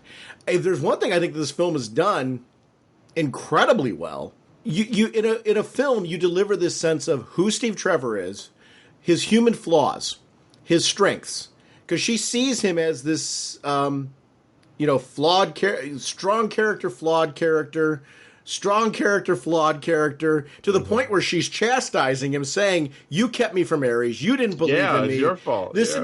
And then in the end, seeing this man who, with all of his strengths and weaknesses, everything, the whole big picture, she knew everything about who he was, good, bad, and indifferent. In the end, he does this noble sacrifice because he knew she could do something more for the planet, and she would be somebody who would do that. And him feeling like, I've been a part of this war. I have been part of the problem. Yeah. And somebody's got to step up and say, how do we break the chain, right? How do we break this constant chain of events? Somebody's got to step out. And I think it is something in our society. It's certain things keep happening over and over again, and certain relations keep becoming a problem. At some point in time, somebody's got to be the one to say, you know what? Yeah, this is a thing. I get it. But let me try to be a little different from this. Let me try to step outside of the line. And at some point in time, so we as a society keep moving forward, because that's what we all, I would hope we as a people evolve. I love when you see stuff like this and you go, yes, this is what humanity's potential is. Our potential is to evolve and learn and become something better. And if we aren't doing that as a people, we're making mistakes. And at some point in time, we've got to be the ones to do that. And that's Steve Trevor's story in this. And it does it for her where she steps up against Ares because she goes, no, listen, you don't get these people. I do. I understand what Zeus was doing with them. The potential that he saw in them. They aren't yes, they do have this warlike capacity. Sure they do. But that's not all they are. They have this capacity for great love. And look how he's inspired me. And this is who I am. I'm glad they didn't make her the god of war. I'm glad that in this she defeated the god. Not that and I'm not saying I dislike that in the comics, because that arc was very cool. I get what they were doing. But they got time to tell that story. Like in a movie, you don't have that much time to flesh out that type of storyline. And if they'd done that in this film, I think they would have missed one of the most important aspects of Wonder Woman is her compassion and her love. Yes. And exactly. I think they showed her great strength and warrior-like skill through the battle sequences and the trainings, but you got to show her love and compassion. They really, I thought, delivered every aspect of what I think makes the character unique and valid. And I think the best writing throughout comics have really nailed this version of the character right. From various eras, the ones I think that you hear certain creators associated with Wonder Woman, the ones that have nailed it have understood this balance of the character. Right. And I thought this film really, I don't know if it was due to rewrites, I don't know what led to this, it being this particular film, but I absolutely loved the balance of the character because this is what'll make this film a rewatchable one for me over and over and over again. Oh yeah. It is on my short list. It's in my top 3 for DC, and I don't say that lightly. I can, as people who've listened to this show for years have known, I can take my top 3 and turn it into a top 200 very, very quickly. Right. I literally was driving home today and saying to myself, I really feel this is in my top 3. And I really went off of rewatchability. So that one quality is what I'm talking about here. Mm-hmm. At the end of the day, I don't care if a film is an Academy Award winner, everybody's favorite film or whatever. There's a lot of movies that I like to rewatch over and over again. I'll throw one out there. I'm a big fan of Michael J. Fox and Doc Hollywood, right? Okay, Not one of his most memorable movies. I'm a huge Back to the Future junkie. But this is one, it's like a comfort food for me. I know it's not an Academy Award winner. This is a popcorn flick. Oh, yeah. Pure popcorn flick. But I find this film fun. So when I was teaching and I would grade papers, this is a film I'd throw on. I don't need to be glued to it. I like it in the background. I'll look up, I'll see a familiar scene, and I enjoy it, that type of thing. But I can watch it endlessly and never get bored of it. This is an example of this type of film. This is going to be a comfort film for me. I will watch this over and over again. Superman 2, I can watch it over and over again. If it's on TV, I own it. I'll watch it with commercials. The same thing with Batman Begins. It's another one of those films where I can pop in during a mid-viewing, and I just love to see certain I will actually, in that film, I will fast forward to, I love that training sequence on the ice in that film. Yeah. With him and Ra's al Ghul, where they're duking it out on the ice, and then there's the whole bit about your father was weak and that type of thing. And I really love that sequence. That music, and that's another thing with this movie too. Yes. The music, the sound, the what they used all the way through. The music, the different music that they used to set the moods for each scene was so important. Like, it's memorable. Like, you have to have the right kind of music to set whatever emotion or tone that you want to set. And when Steve died, when I hear that music, I think Steve died. So I'm done. That there are moments that I remember. There are moments in Batman Begins where when he's talking about there's music that plays when it makes me think of when he's in the elevator, going down the shaft, the mansion is destroyed.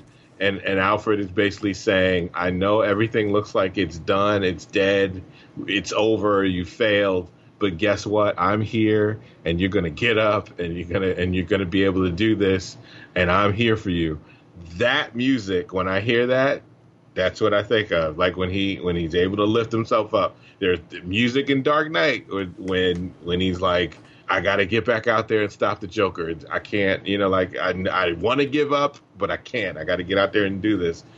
even in in Superman, the theme music for Superman, there are moments in there where you think about, there he goes, he's put the suit on, he's out there, he's ready to go, he's ready to save the world, right? So if you don't have the right music, it really doesn't matter. Like, you don't think about those scenes anymore. They're not as memorable. But when you have the right soundtrack for a film, you could just hear some of that music, and it'll take you right back to that film in your head.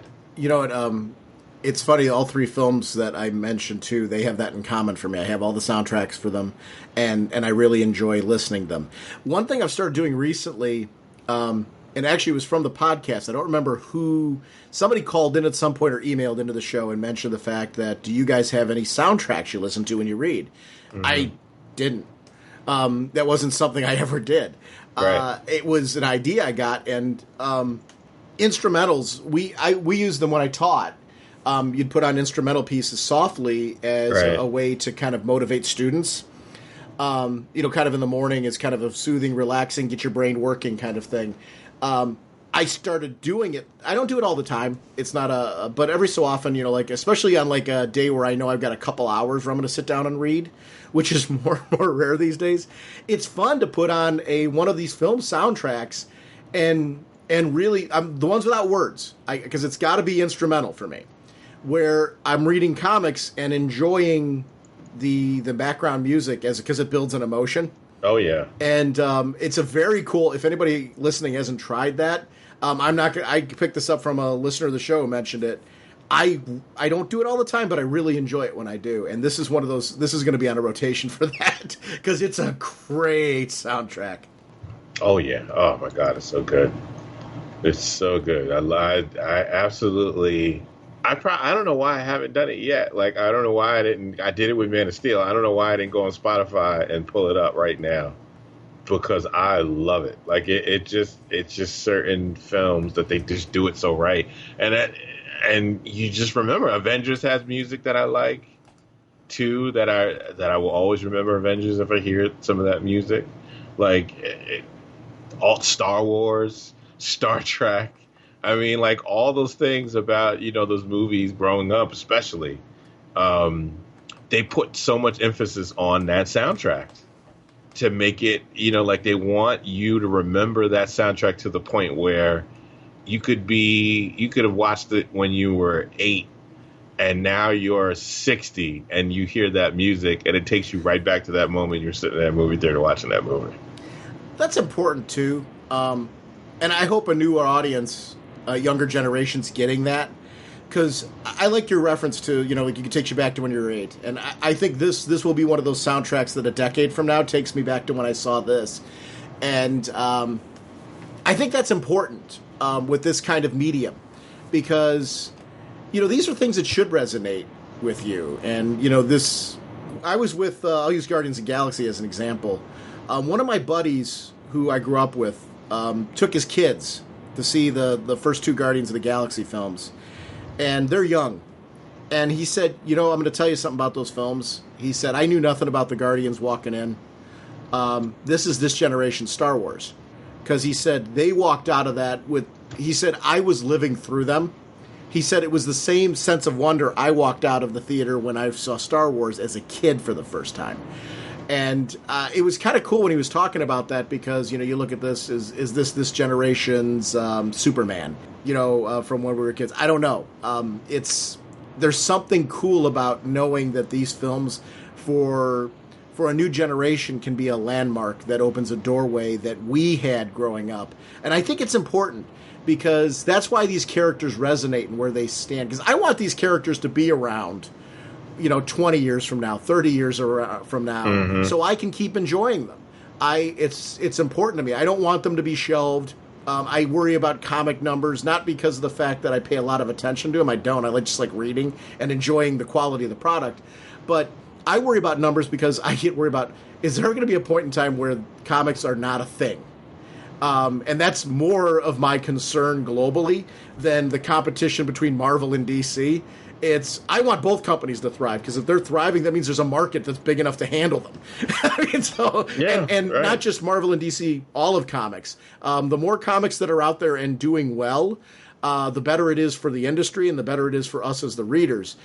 Films like this, I'm hoping open a doorway where I'm hoping somebody walked out of this and goes, you know what? I had no clue who this character was. Let me pick up a comic. Let me pick up a trade. And I hope some of that's happening out of this, because this is a character that I think has a potential to open up a gateway. And I know that with the ticket package I bought, and I didn't look at it yet. I bought mine through Fandango when I originally did that. There was some kind of comic package that came along with it. And I guess the reason why I didn't look at them, like, I know I'm going to have them already. But I was glad to see that type of thing attached to my ticket, that there was a digital comic package in there of some sort. And I hope that for people that maybe have never been exposed to this character before in the comic medium, maybe picked up some things. And even if it's 5% of the audience that's new, that comes in and maybe reads comics, it's still an olive branch to maybe a different audience base. I was glad to see that being or 1% of the audience even. It's still new people. I was glad to see that being a part of the ticket, because I thought that was a neat thing. Right. This is a character who I'm really, really glad to see that in 2 films now has been knocking it out of the park. She makes me really excited. There's Justice League trailer. When I saw that, I'm like, yes, more Wonder Woman. Ugh. Well, the thing about it, I don't know. It's the hard thing about this getting people who have never read Wonder Woman is that her book is not as easy. It's not easy to like find runs that you could just jump into right away. Yes. Like Batman is easy. Superman, a little harder, but still, you can find a few definitive runs to tell people to start with. But Wonder Woman, like, there are not a lot of, even Elseworld, like, like you have, like, Red Sun for Superman or Dark Knight Returns for Batman. You don't have that with Wonder Woman too much. Like, there's not a lot of, like, quick definitive runs for it. Like, you can say maybe Rucka's run, but even that ended it went into an event. Like it ended by getting into something else. Like or there's not like a lot of, maybe the one with where Batman was in it, what is it? Hecata, I think the book was. It was a one shot. I think it was Alex Ross or something. No, it wasn't Alex Ross. It was Batman wanted to take in an Amazon, a woman who had, I think, killed in self-defense or something. And they had a difference of philosophies. Wonder Woman thought she was, the death was justified or something. The murder was justified, and they fought. It's the picture where you see Wonder Woman standing on top of Batman's head. You see the boot of Wonder Woman on the head. Like that one's one shot or something, like a mini. I'm going to ask a question on this one, because it's fun. You're bringing up an interesting topic. Because I do the same thing you're doing right now, and I try to find arcs for people to jump on and read. I remember as a kid. And maybe it is just because nowadays the way comics are delivered, you kind of have to, people are looking for a complete story and all that. I remember picking up a comic and it's maybe the second part of a story and still being pulled in and enjoying it. Do you think because, and I think it's probably, I think you're right in what you're saying is you have to be careful and you have to pick the right run nowadays. Do you think it's because people are so used to, in the digital age of, it's so easy to get everything complete. I'm not talking comics. I'm talking about everything. You want to start off a video game series at the beginning of the story. You want to start off a film at the beginning of the film series. We grew up in an era where if you didn't see a film, the first of a film, a lot of times there was no. When I was a kid, there wasn't VHS. I mean, it's just a reality. You saw a film in the theater. Yep. And it would eventually, if you're lucky, come on TV. You had to schedule your night around watching it. That's it. And if you didn't see the first movie, you went to go see the second, like Dirty Harry. I'll use that as a character with Clint Eastwood. I didn't see the first Dirty Harry. The first one I saw was Sudden Impact. Yeah. And I think I saw The Enforcer on TV. It was the one with Tyne Daly. Yep. So that was a series that I did not watch in any form of film order or anything like that. It was just kind of I happened to see them that way, and that worked out. I don't know nowadays that I would be satisfied with that either. If somebody introduces something to me, I'm like, no, I want to go from the beginning. So I do think you're right. You kind of do. Well, hold on a second. So, I mean, that was kind of my experience with film and stuff. And I think nowadays, aren't we kind of spoiled? But I think it does impact, to your point. At first, I was going to not argue with you, but I was going to throw out there. But as a kid, I grabbed midway through a run. And I think you're right, though. I think you do have to give somebody a complete run nowadays because people are so used to, what do you mean I can't start from the beginning? I need the beginning of this. So I think you have to be cautious. I spoke of a friend of mine. She had heard that the current Batman with Tom King, she had heard, hey, I heard Catwoman's in it. I said, yeah, she's in it. She said, well, I like Catwoman, so where should I start with the book? And I said, well, you don't have to start with the first issue of his run. You could probably jump in on the arc where she's on. Mm-hmm. And you would thought I said something horrible to her. She's like, why would I do that? I want to start from the beginning. Don't they have it traded in the beginning? I said, yes, but she's not in the very beginning of the arc. She didn't want to hear any of that. All she wanted was, I want to start from the beginning of that run.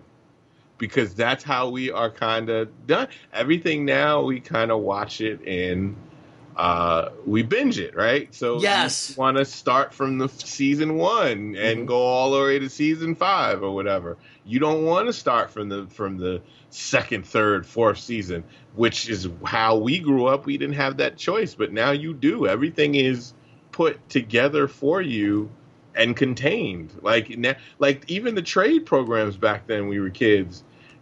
Stuff got traded like it made no sense what they traded and what they didn't trade. You are so right.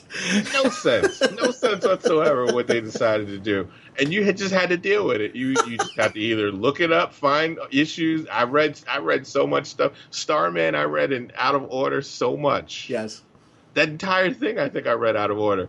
Hellblazer, I read out of order. Like, there's so many comic runs that if you didn't jump into it when it was coming out in the comics, you just read it how you got it, how you bought it, and you worked your way back. You know, sometimes you would get the newest one, and then you would hit the bins over months, sometimes years, to get the whole complete run, and that would be how you did it.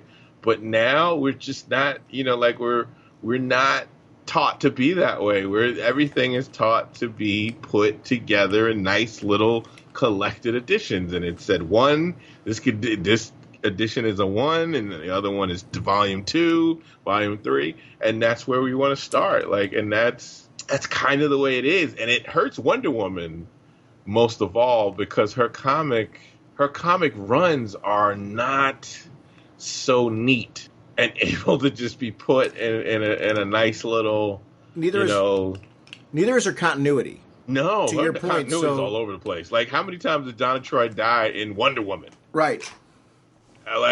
Explain to people, oh yeah, Wonder Woman died and she came back as the goddess of truth, and she gave part of her soul so that Donna could come back to life as well. And she died again. And then she was a war. She also became the god of war. Like, try saying all of that, and then explain. Yeah, but this was DC-52, and this is pre-DC-52, and this was the Golden Age. This is the Silver Age. She's a great example of a character, and it's very rare that I would do this in comics because I'm more of I'm a fan of the fact that comics digitally and in trade are much more accessible now to Netflix it, right, and binge. Right. So I've got stockpiles of comics that I've heard good things about. And honestly, there's stuff outside of DC because of the fact that, I do a DC podcast that are things that, like, somebody said, hey, this is an indie book that is phenomenal. Saga was one that I jumped on late. Right. I love Brian K. Vaughan. Heard great things about it. It wasn't that I was passing it up. It was more of at the time, I didn't have the time to jump on it. So I ended up grabbing it in trade and reading it that way. I'm usually somebody and I greatly enjoy it. So I'm continuing to read it that way just because it's been a great delivery for it. But Wonder Woman's one of those characters where I would say you're not served well to go back to the beginning of most runs with the character. You're better off picking selected runs, selected story arcs, and just enjoying it for the character.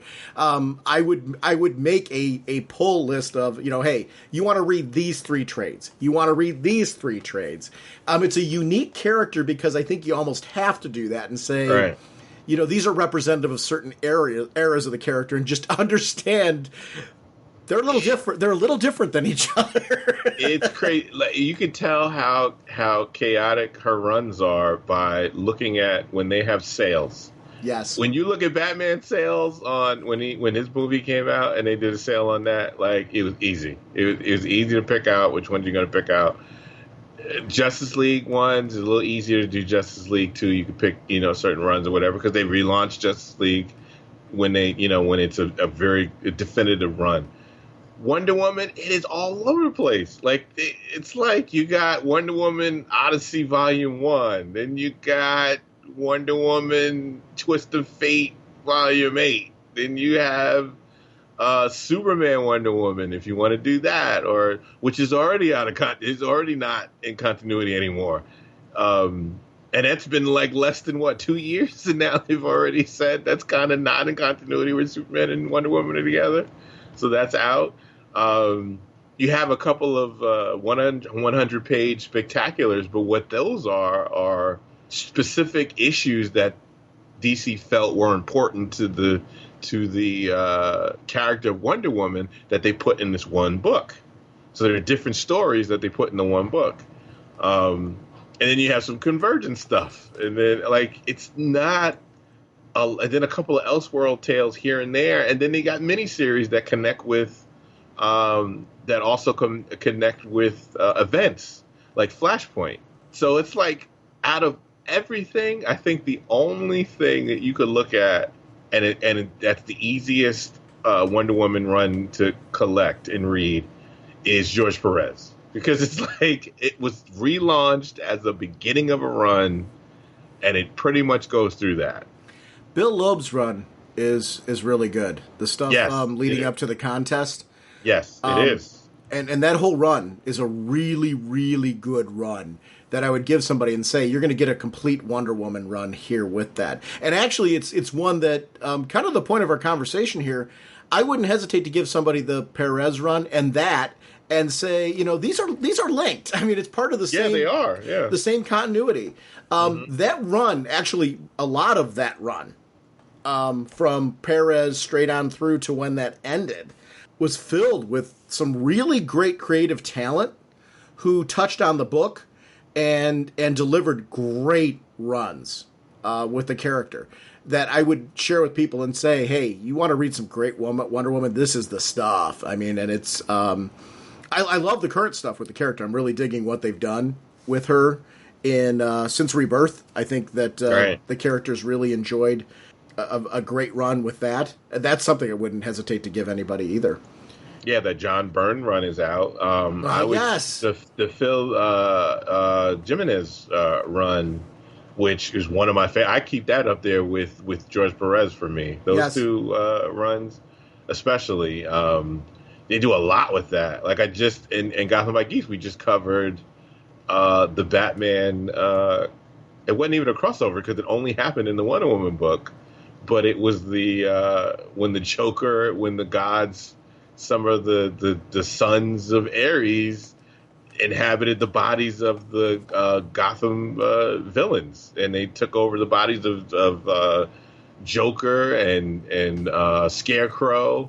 Maxie Zeus was in it. Like, it was like you have some of those runs in this that really worked. I mean, and then you have like the celebration of 75 years, that Wonder Woman collection. You can get that where it's different, but again, it's different stories, but still they're good. They're good stories. Again, it's like it's not easy. You can't just say go to a comic shop and just have at it for Wonder Woman. Like, you do have to help out a little bit. It is a little bit harder to put someone on the right path who's never read any Wonder Woman before. They don't know. So you don't know. Like, there's some people that might think the Perez stuff is a little bit too much, and it's too much info, a lot going on with the Perez run. and they might be better to give them the Rucka run. Yes. You know, it might be a little bit easier to adapt to. It depends. It all depends on the reader. So that's the thing. Like, you really have to know who you're talking to answer what they would like. Like, get a sense of what other comics they've read, and then you can take it from there. Because usually you'd say we all say the same books, but we don't all like the same style of storytelling the same. And here's, to your point, Wonder Woman's one of those characters where, are you more into the mythology? Exactly. Or are you into the superhero? Right. I think there's been stories that have cleverly brought all of that together. Mm-hmm. I thought Rucka was doing some really cool things with the political side, too, with her. Right. Where she was an ambassador, and I thought that run was really slick. Oh, yeah. So, I mean, she is a character that really is adaptable to a lot of different kinds of storytelling when they get her right. I think all the runs that we're mentioning, one of the things that they have in common is they get the core of the character right. Mm-hmm. And I think she's a character that's enjoyed some mediocre runs where, not many, but where there's been filler issues where I would be very leery to tell somebody, hey, you should read this all the way through because there's 10 issues here where you're going to be like, it's okay. I mean, right. And I mean, and I would say it's okay, meaning that I read it at the time and I was like, okay, these are good Wonder Woman issues, but they're really, I read it and move along. That would not be somewhere where I would introduce somebody to the character because they're going to be kind of like, all right, I'm going to go watch Stranger Things on Netflix. I mean, mm-hmm. Because I'm going to get, something more impactful there. So she's not a character that you can binge watch, or you could choose to binge watch in the wrong spots, is probably the better way to put it. Right. That's probably the bigger worry because I like the idea of giving somebody something where they go afterwards, I want to read more, not, that was all right, thanks, moving along. So, the film, is there anything from the film that you felt like we missed? Because I think we covered pretty much everything that I wanted to discuss with it, but did we miss anything that you wanted to point out, or? I don't know. I mean, we kind of really dug into it really deep. And actually went a lot of places I wasn't expecting to, which I really enjoyed. Right. I mean, I guess that's kind of it. I mean, if anything else, I'm just looking forward to seeing what happens in Justice League. I'm really looking forward to that as well. Like, where they're going to be at is, where are these characters at by then? Because there is some jokes in it. It does give off the sense that Wonder Woman and Batman have been kind of spending quite a bit of time together. So they have the way you talk to your friends. They kind of have a shorthand now, since they've been working together to get this team up and recruiting and all that, and researching and finding people. So I'm just really looking forward to seeing the dynamic of this group, especially now Wonder Woman. I'm even more. I was already excited anyway. I was already excited for Justice League, but I'm even more excited to see where she is. How she is now from the last time we've seen her to. How is she going to be with this team? Because they are kind of running this team together. They are doing this together, working together to do this team. It's not like one leader. It's not like it's a one leader thing.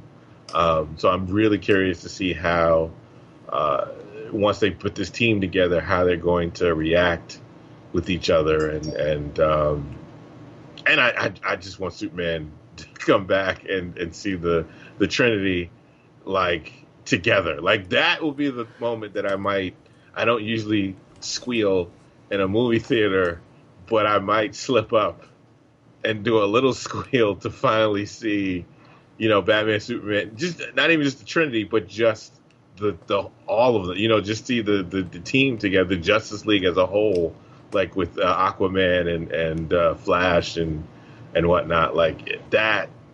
I just can't wait to see it. I'm really looking forward to checking out how they all are going to be together now after everything has passed. I want the continued feeling of organic evolution.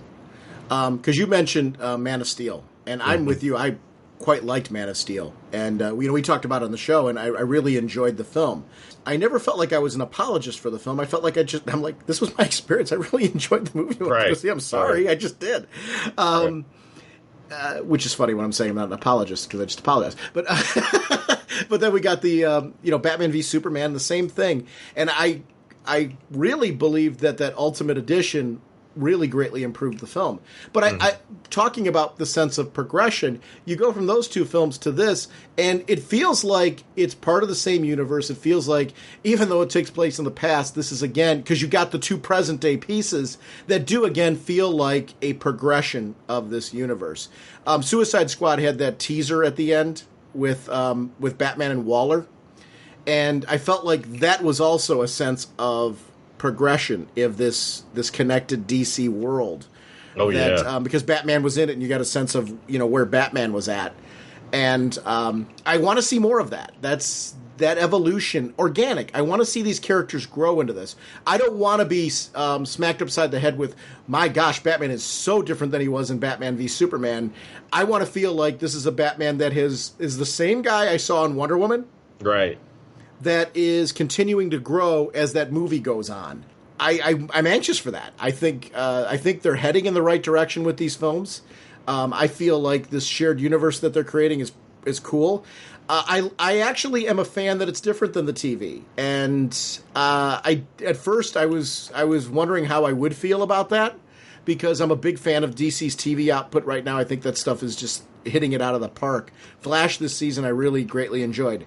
In particular, is not saying that I'm knocking the other ones. I really enjoyed all of it, but the Flash was a character who I'm just really latching onto right now on TV, and I want that sense of continuing on in the films with all this. Mm-hmm. It's a fun time to be the fans, because the stuff that we're saying is that people are saying is not good and mediocre, and all, it's like, did you people not like watch some of the stuff that came out in the 70s or some of the lamer attempts? I'm like, and that's just so funny how people there is a need to say that's wrong. That version is wrong. Because what people really mean is that version of Superman is just not a version that I like. The one on screen was not the version that I like.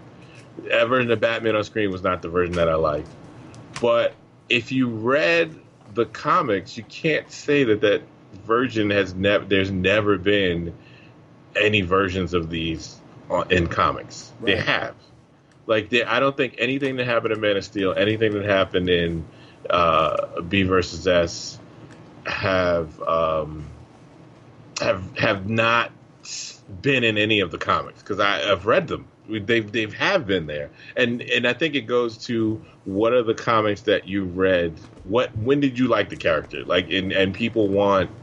Most times people want what they grew up reading when they first started reading that character. And when that's not what they want, I'm not a fan of the movie version of Guardians of the Galaxy, but I love the comic book version of the Guardians of the Galaxy, especially the ones that I really gravitate towards is the Abnett and Lanning, right? Oh, that's great stuff. That's the stuff that I like. But you know what? The movie version is not what I dig so much. So, okay, I just don't have to go see the movies. That's fine. That's it. But it's not, it's horrible. You have to hate it. It shouldn't exist because you don't want it. No, just don't. I don't have to go see it. It's a version. It's a version in the movies. That's the version that they chose to do. And I think, and that's the thing when it comes to these films, is that we have such ownership where we think it has to be the ones that we like. It has to be told the way that we want the story to be told. And if not, we say things like, they don't know the character. I know the character, but they don't know the character. They got it wrong. And a whole and it's a whole thing. And sometimes it's just really nonsense. You just don't like the version that's on there. If you go beat for beat, when you go, oh, Superman never kills, and then you give them the one where he had to kill the 3 Kryptonians to stop them from destroying the world, then they go, oh, well, so what? It don't count. Guess what? None of it counts. It's not real. It's comics. It's enjoyment. None of it really happened in real life. It's all stories with these characters. So that's the thing. Like that is the kind of thing that we get, that I see so much get caught up. That I see people get caught up in, and they have to make these declarations of what is the right version and what is the wrong version. And it gets a little tiresome at times. I think it just takes you take away from the fun of enjoying these films. I mean, we have so many that we could watch or not watch. I mean, there's so much we have the cartoons, we have the movies, we have the TV shows. Games. It's so much to choose from.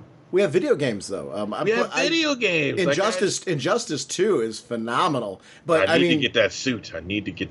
That Wonder Woman suit. Damn it. Oh, it's the great thing about that game is it embraces the whole multiverse aspect, and it does. And the big bad, and it's Superman. Did you play through the whole story mode?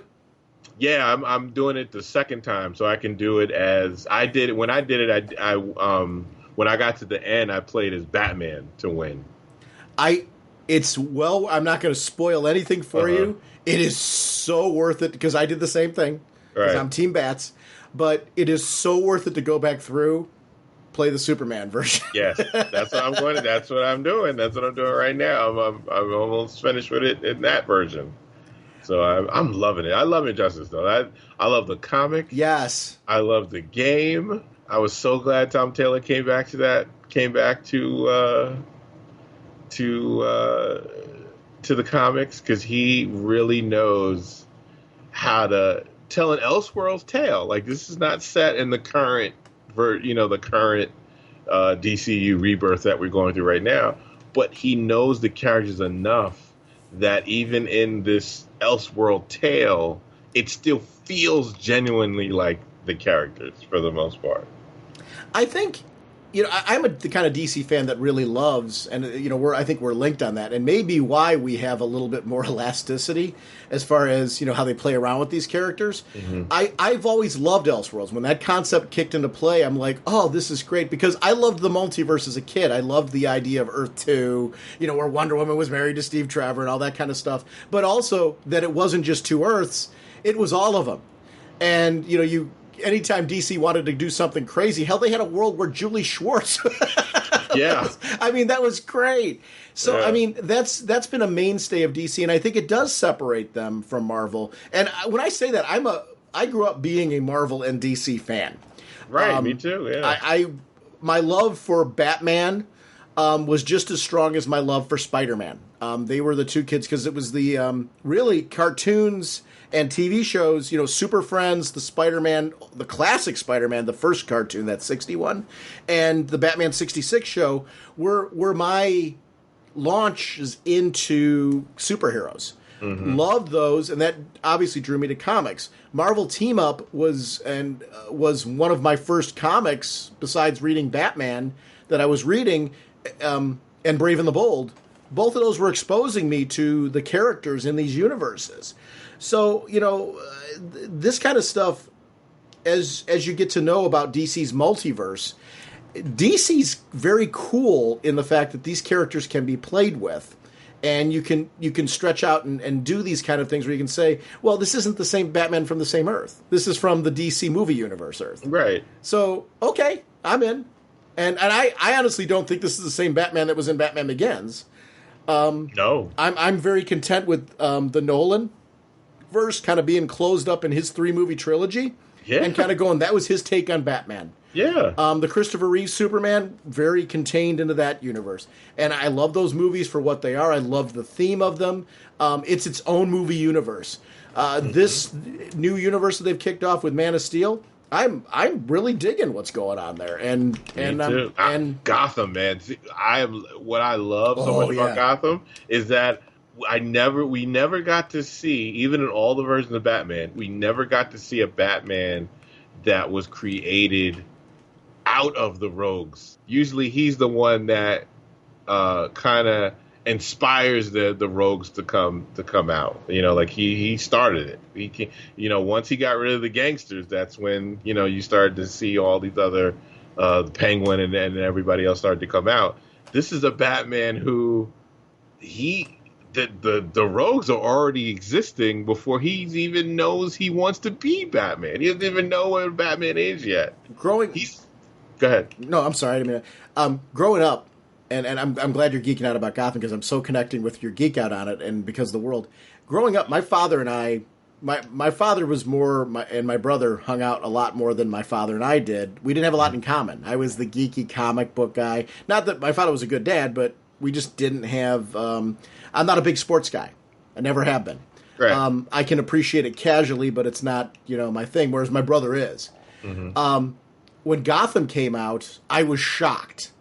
They were calling me up, saying, "Have you seen you got to be watching this show, Gotham, right?" They're like, "Is this like the Batman story? Because this is way cool." So we were actually, my father, before he passed away, watched the first 2 seasons of Gotham and was really digging it. So I'm like, who knew at this stage in my life the conversations I wanted to have with my dad about Batman I'd be having right. because of this TV show that really is, to your point, well done multiverse and exploring Batman in a way where they get the core of the Batman universe right, but they play around with it a little bit and it make a really engaging program. I love Gotham, and I don't want Gotham to be beholden. I want them to get the characters right. I want them to play around with it in their own continuity. And I'm glad that it's not connected to the other DC shows that are in the shared universe. Not because I think what they're doing is wrong. I don't think they all have to be. And I think Gotham, because it's not, can kind of go in its own direction and just embrace it and go crazy wild with it.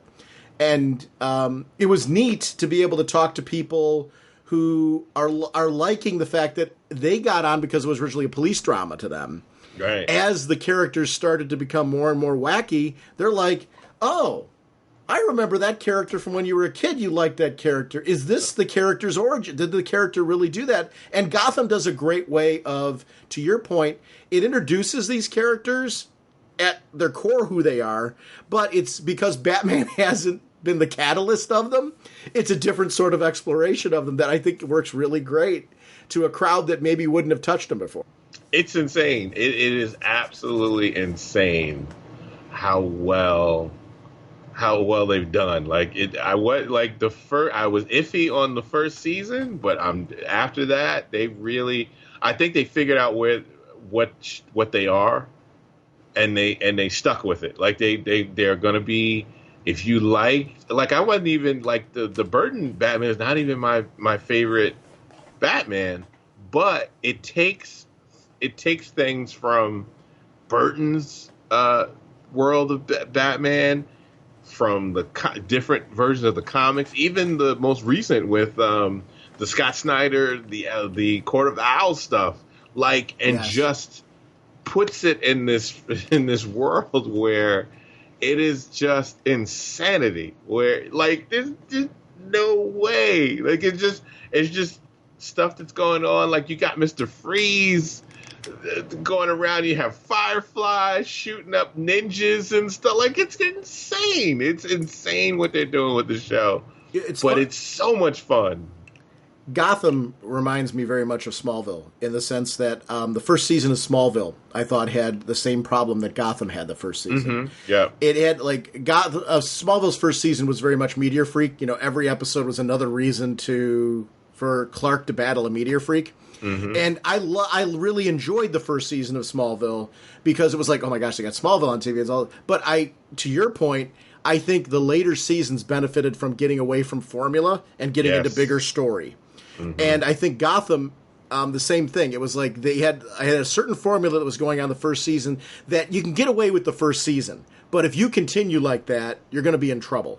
Right. And I think they kind of figured out the sweet spot second season on of how do we get a bigger story going that you can have these episodes in between that are, kind of exploring little things, but you need a bigger arc that is going on, that is engaging, sometimes 2, that are the ones that are keeping you going through the whole season because you want to see a little bit more of this and where this piece is going to go. And I think Gotham's delivered a really... that's where you go into the comics and start pulling from stories like the Court of Owls that you need to deliver in gradual snippets.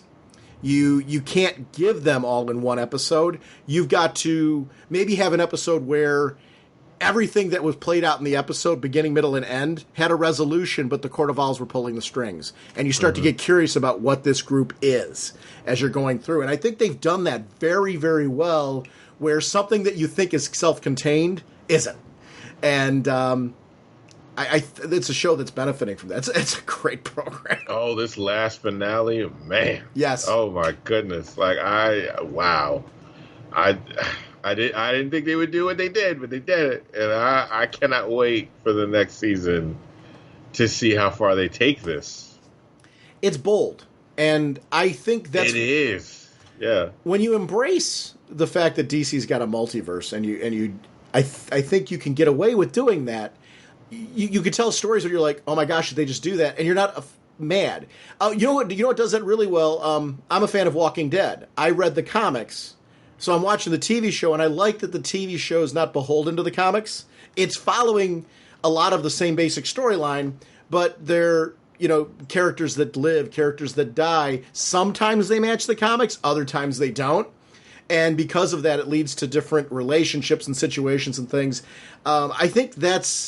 I don't think you always should do that, but I think certain stories benefit from that in the sense of Gotham's surprise to you, where you're going with this, is I think what I'm really enjoying about it. It's I can't predict it the way I would a typical Batman comic, because they're not afraid to break the rules and yet do stick to the core of what I like about each of those characters. And I think that's the key. They've found a balance of, okay, we're going to zig and zag over here, but we're going to stick to the foundations here. And I think you need to find that sweet spot in order to really make it work. But didn't the best Elseworlds stories all do that? They knew the right balance. The ones that were memorable were the ones that you go, yeah, they understand the concept and they're playing with it, but they're delivering the concept in there enough that you have so much familiarity with it that when they do something different, it matters. And you're like, oh, that's cool. And you don't get angry because it's not in continuity. Right. Good stuff. Oh, man, I cannot wait. I had asked myself, I said, wouldn't it be cool? I said, I would love to see if they would, like, either do it in a comic or a one shot or something, or like when the show ends, like that last season, do like a 2-hour finale where we see Batman.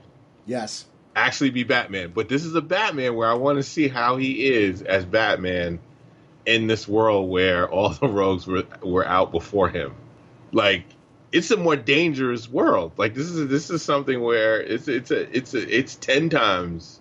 He will have 10 times more stuff to go through, just as Bruce Wayne, before he even gets to Batman, right? So how would this Batman be? Like, how would he? How you think the other you think our other versions of Batman are over prepared to fight this crime, this war on crime and all that against the villains, but how rugged and tough would this Batman be? Who he was fighting the Penguin when he was like 15, right? Yes. Like, how tough would this Batman be in this world? And a really cool Penguin at that.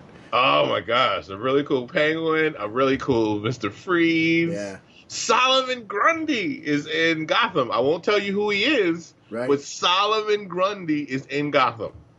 Come on, that's crazy. Such good stuff. Good stuff. It's so good. Darrell, I want to make sure before we wrap up that we talk about your podcast family, because I've always been a big fan of what you've done, because, like I said, I met you years ago at New York Comic Con where you were on a Singleton show. And over time, you've really done what I think is a very cool thing. You've taken all of your interests, but also friendships that you've developed over time. And when I met you years ago, I immediately liked you. And you're somebody who was memorable to me, because I'm like, okay, I can really connect with this guy's love for comics and pop culture. But I think one of the nice things about the hobbies that we have is I think you get to know people very well quickly by their interests and what they get drawn to, the kind of quality of the person there are. And I think it's one of the cool things about this medium that we all enjoy.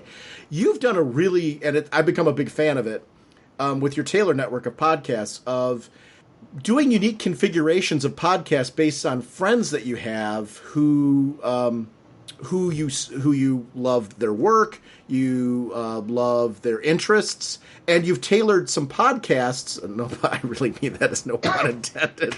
around those shared interests. So the podcasts feel very genuine. They feel very real.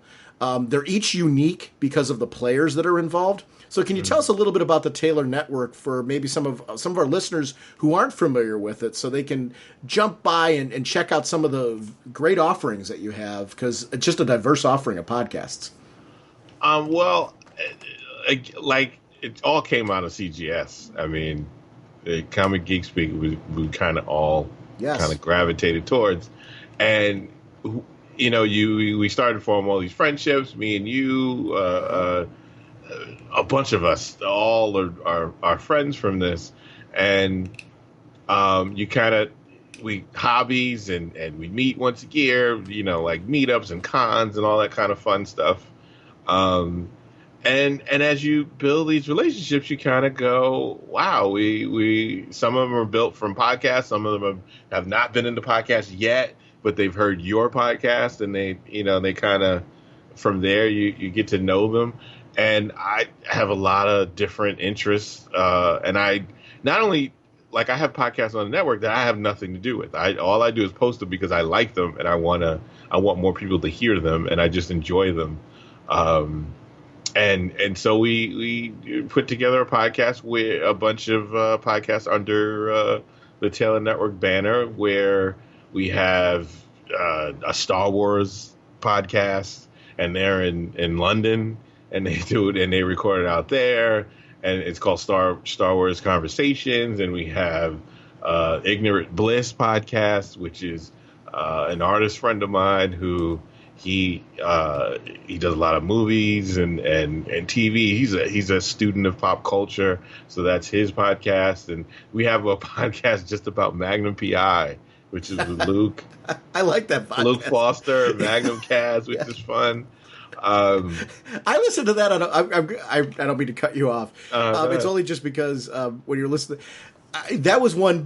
I honestly would have never listened to it if it wasn't on your network. Not because of quality or anything. It's just it was so random. I'm like sitting here. Yeah, it's random. They've got a Magnum PI podcast. I'm like, just because it exists and it's on your network, I have to check it out. It's really good. Never thought when he said he's doing a podcast on Magnum PI, I was like, oh, okay. I mean, why not? I mean, yes. Like, if it's something you're into, why not? That's the great thing about podcasts. You can Absolutely. do what you want.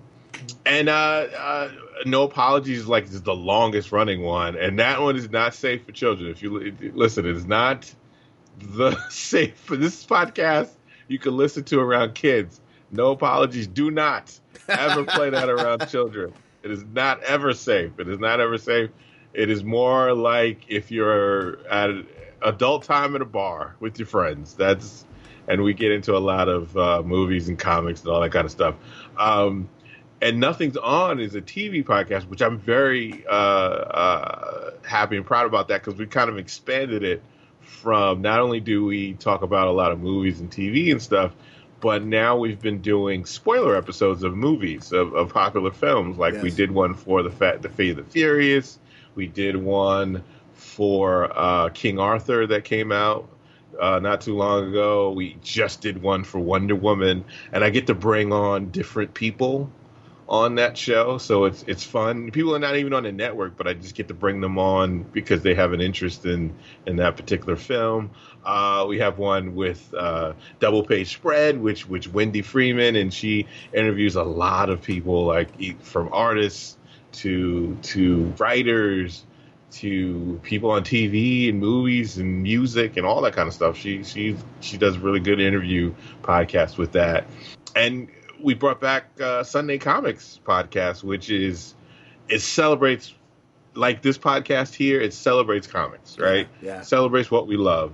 And from there we get to we do two things with Sunday Comics. We do interviews, which I've done a few. Like I've really started interviewing like new people to the business, like Mariko Tamaki, who is doing Hulk and Supergirl being Super, and she does a lot of indie projects. I just had Kelly Thompson on, Joseph P. Illidge, who's launching right now. Currently, they're launching the Catalyst Prime universe under the Lion Forge Publishing. So that's been fun to do. And then on top of that, we do it like 2 times a month, maybe. We'll get together like 4 or 5 people and we'll talk about comics that we like and that we're enjoying and we're reading. And also you have Tales from the Attic on that feed as well, which is Donnie, who he just picks up any old comic out of his comic bin and he just talks about it. And it's fun. He's a comedian, so he makes it entertaining in a way that it's hard to do when it's just one person talking, but he knows how to do it. I adore Donnie. Oh, me too. And he's a guy very similar to you that I don't get to talk to or see as much as I would like. Yeah. And it's one of the things with podcasts, though, you do. I mean, yeah, you get to keep up. Yeah. I do find that's a commonality of your network is, and I'm really not just saying this for listeners that are out there, because your network, people who are listening to this, first of all, heard your enthusiasm throughout the entire episode. But as you're talking about these podcasts, you're not phoning this in. You're going off the cuff and really talking about just why each of these are fun. And you can hear the enthusiasm. That's what comes across in the podcasts. And I don't have as much podcast listening time as I used to. Yeah. So I have a big list on my podcast playlist that I pull out. And I find more often than not that I'm gravitating towards podcasts on your network because I really enjoy the people. I enjoy the enthusiasm, and I feel like it's time well spent when I'm driving to work or, sometimes I'll come back home, I'm having a bad day, I'm driving home, and it's hanging with old friends. And you mentioned CGS as being, it's a common link we both have. That was what got, I think a lot of us during that era got our start because CGS was so community-based. Yeah. That, and I think it's why we've all became and remained friends. Because I think we were all on those forums. We were all, right? And I think it was just a community of, you shout each other out, you help each other out because we all like each other. Mm-hmm. And I didn't mean to cut you off. It was just more of I was geeking out as you were talking about these podcasts. And Donnie in particular. Donnie is just, I think Donnie's a great guy. So I really enjoy getting to hear him on his podcasts because of it. And I think that's a commonality of your network. That Nothing's On is a show. This is how crazy it is. Me, Donnie, and Jim Dietz, who's on Legion of Dudes and stuff. They have a Jones. Well. Yeah. We record at 7 a.m. on Sunday. Every Sunday we record together at 7 a.m. in the morning, which is ridiculous in itself, right? And they have kids, and they still do. Like, they get up. That's, like, if they didn't want to do this, it would be insane, right? Yes. To get up at 7 a.m., for us to get up at 7 a.m. and and record together. But that's what we do. We get tons of emails from listeners, which is so much fun. To get feedback. It's so much fun. You do it too. Like you get feedback, and it's so much fun to hear, to get emails and stuff of people who say they enjoy listening to your nonsense, right? For an hour, 2 hours, that means a lot. Like, especially when it's times where you think, I am so busy, we don't really get paid to do this thing. Are people even listening? You get so caught up, but then when you get the responses that you get, it's more than just numbers of downloads. Like, it's cool to get the cool downloads when you get them on your show. It is cool to get that, but it means even more when someone actually contacts you and says, I enjoy what you do. It means something to me every week. And we listen. So that it makes it so much fun. And recently, we have a Gotham by Geeks podcast, which is a Batman podcast. and we do a lot of the comics, and we do the Batman family of comics, but we do all of it, like movies. If it's Batman related, we will deal with. We talk about it, and to get the response we've gotten from that, it's been overwhelmingly positive and fun, and like I didn't think it would do as well as it did, and I like. To do it, like we almost did this show together, but you just didn't have the time. Remember, we were trying to do this years ago. We were talking about maybe doing a Batman podcast a long time ago, but it was just the point of when do you have the time to get to do this?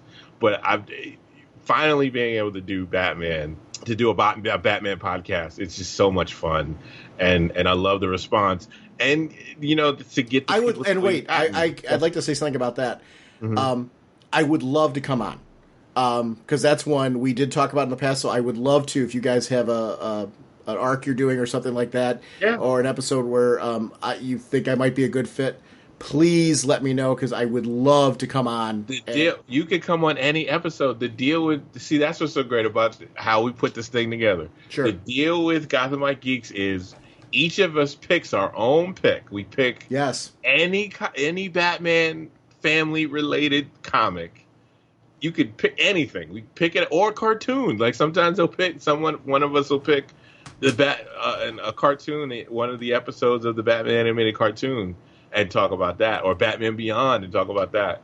And you pick it and you just talk about it. That's our thing. This summer, I'd like to come on, and I'd love to do something. Let us know. We record every Tuesday, so you just hit me up before the Tuesday and let me know you want to come on. You're on. That's what we do. I'm definitely in. I would love to.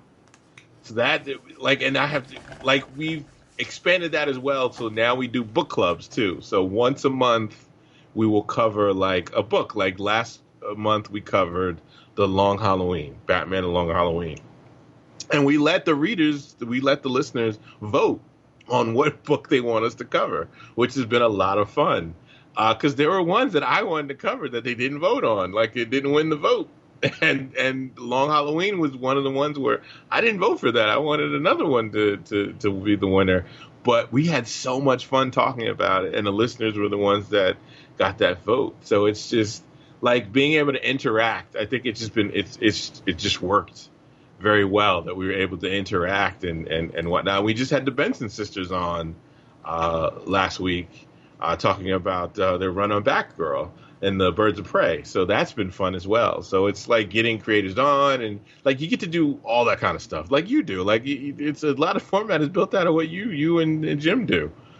But you just do it for the whole DC universe. Well, I think that's one of the nice things, though, as we talk about that, I think one of the nice parts over the years of all of us getting to know each other is I think we all like to hang out, and I think a lot of our podcasts spin out of that. Right, and I think the nice part about it is we have similar formats and things because it's just kind of the nature of we want to talk about these things to an insane level.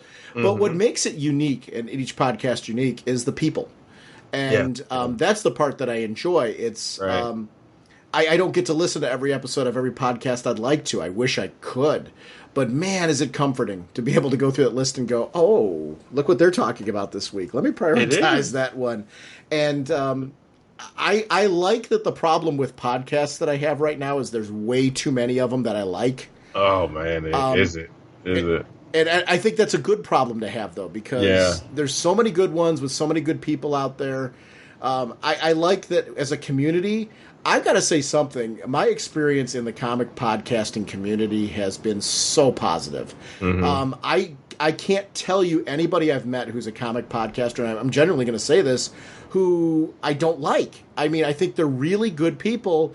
We all shout each other out. And genuinely, it's none of it's fake. I don't know about that J.K. Woodward guy. Well, yeah, but there's that. But I mean, others.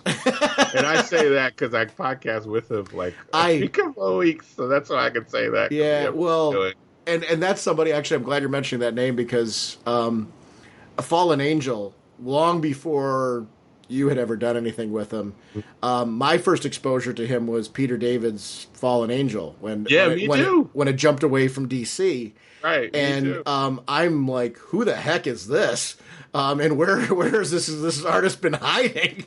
Because I was literally blown away because it was a book I was a huge fan of, and when it had a second life, and I was like, I don't know who this artist is.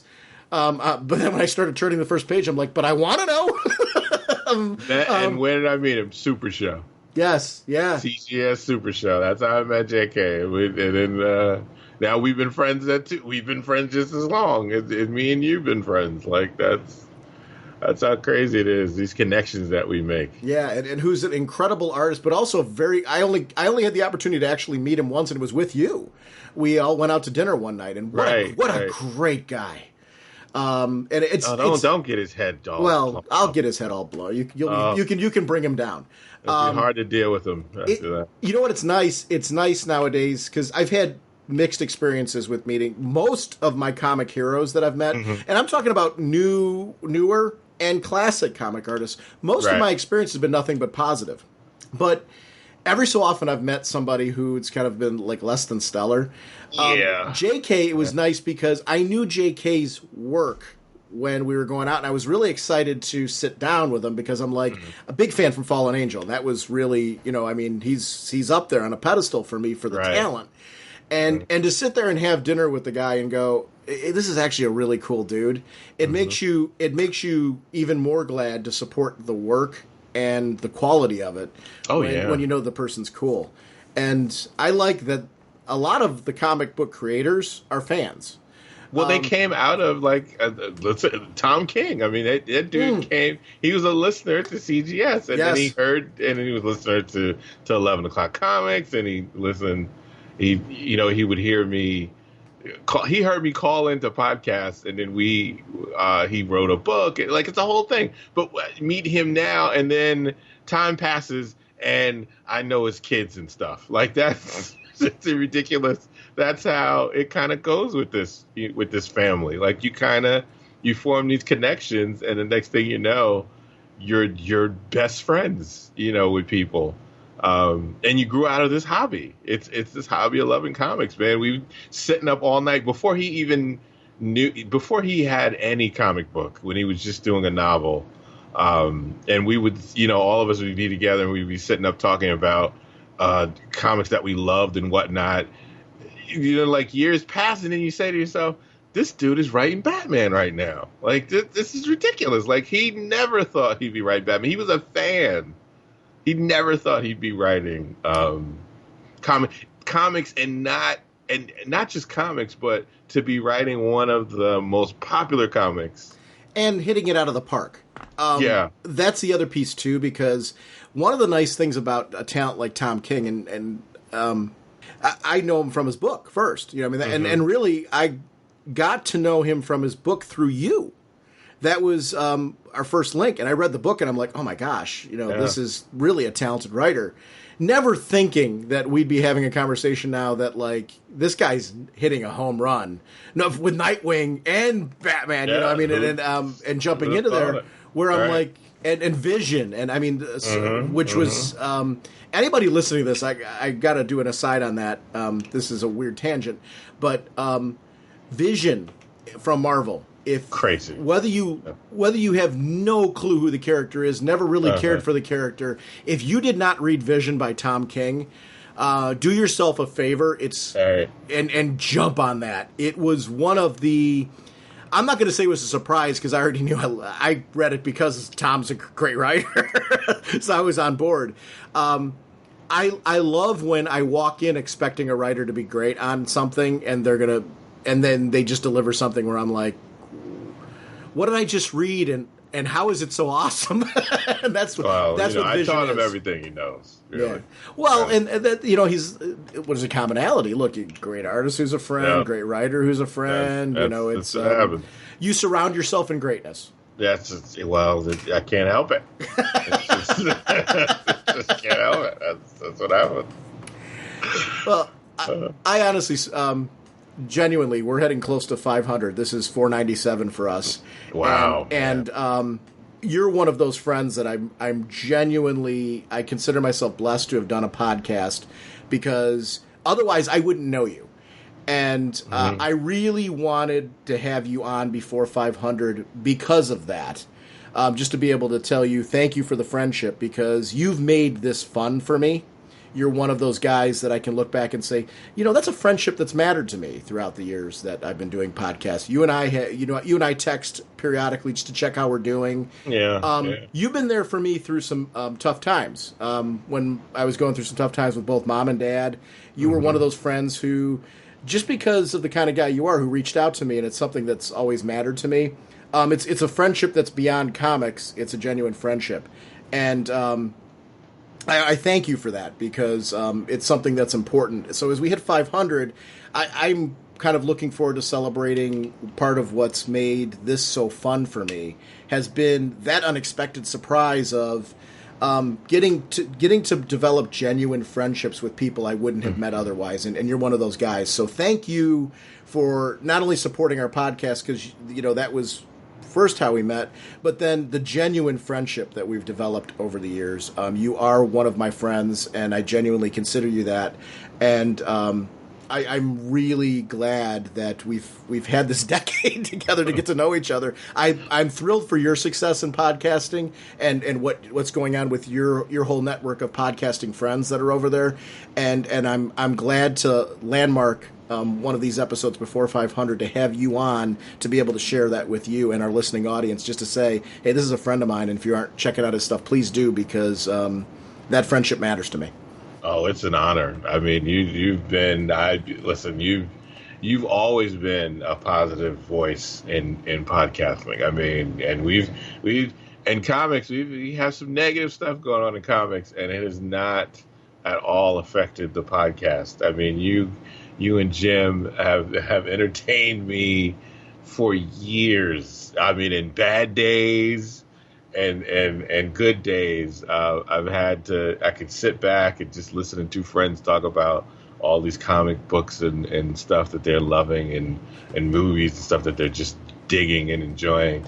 And on a side note of us just being friends, I mean, you're always positive, you're always supportive, and that's always been a good, great thing to have in your corner, man. And when you have genuine friends who can do that for each other, so you always root for your friends. You always want to see them be successful. So just to know that this podcast is, 500 episodes you're about to hit. I mean, that is amazing.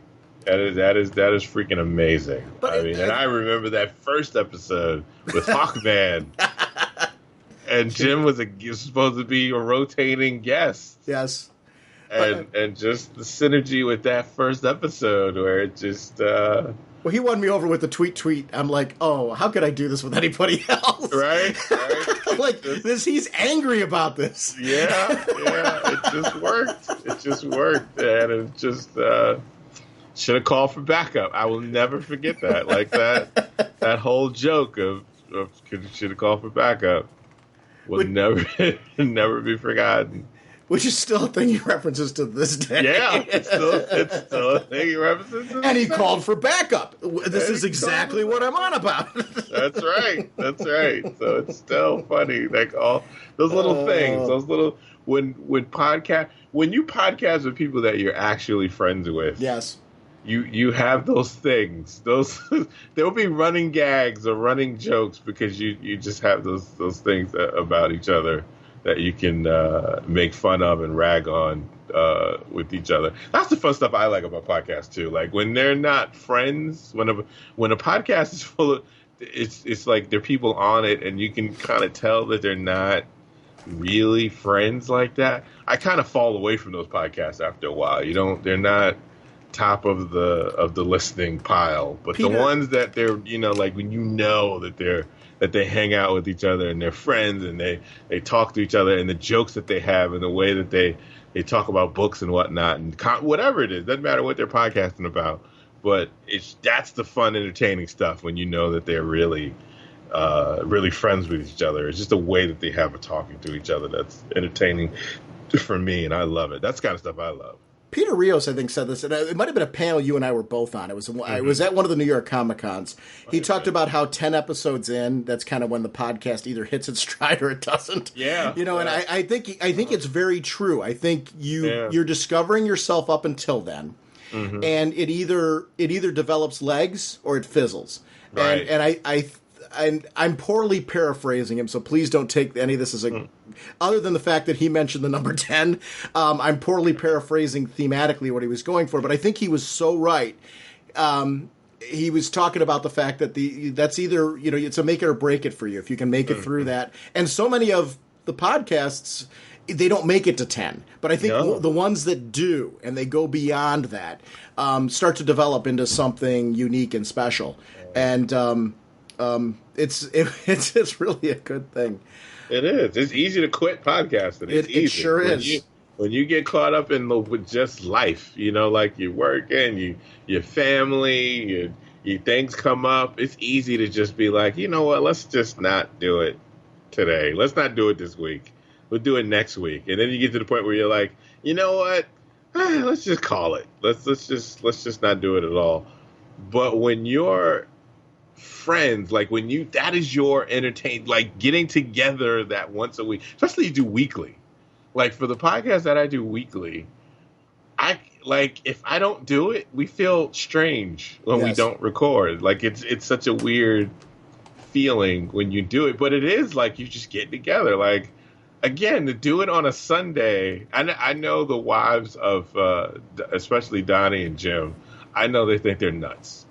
What you get grown men getting up at 7 a.m. to talk about TV, ridiculous, right? Or stay up till 12 a.m. when you got to get up early in the morning on a Tuesday, talking about Batman for an hour or 2 hours, ridiculous, right? But I've got the formula. I've got the formula. 11 years is the sweet spot. Yes. That's when finally your wife will start going, oh, it's just a thing he does. Yeah, because it's a thing he does. To a point where they even remind them. There are points when they're like, oh, yeah, it's time for you to do that show. Are you supposed to be doing that show right now? It's time.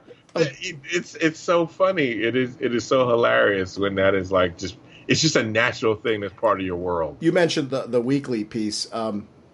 Jim and I, because I was taking classes, and Jim got a promotion at his job, which really is one of the reasons why Jim's not here. Jim just got a promotion, which is good news for Jim.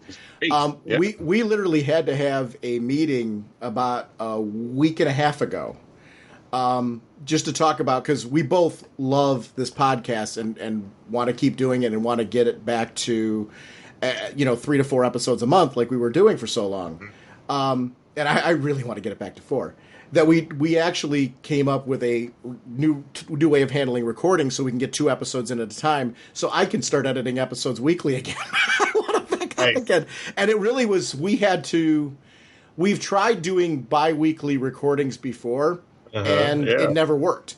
Mainly, the thing that always hurt the bi-weekly recordings is we would plan enough content for 2 episodes and record them as one.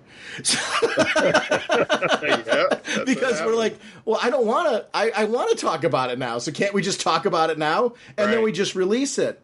Right. So now we've got to like really discipline ourselves to, we're going to record 2 at a time to get ourselves back on schedule.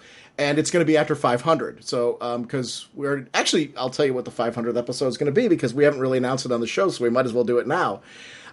We're going to do all Golden Age comics, because we haven't done that on the show. So we're going to do the first appearance of Batman, the first appearance of Superman, the first appearance of Wonder Woman, the first appearance of the JSA, and the first appearance of Robin, all in one episode. Because these are all things that Jim hasn't read. Some of them are things that I've read, but they were so long ago, and in various, you mentioned like the 75th anniversary of Wonder Woman. Some of that stuff that we're going to be doing, I've read. There's things that I have never read the first appearance of the JSA. For as much as I love them, I've never read the first appearance. I've got it in like 10 billion collections that are in my stockpile.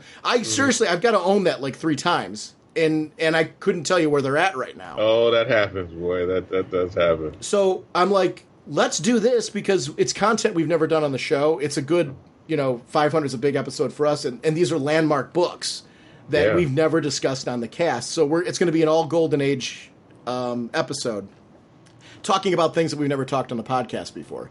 So that's what we're doing. After 500, we're going to start recording 2 episodes at a time to get ourselves back in our regular rotation.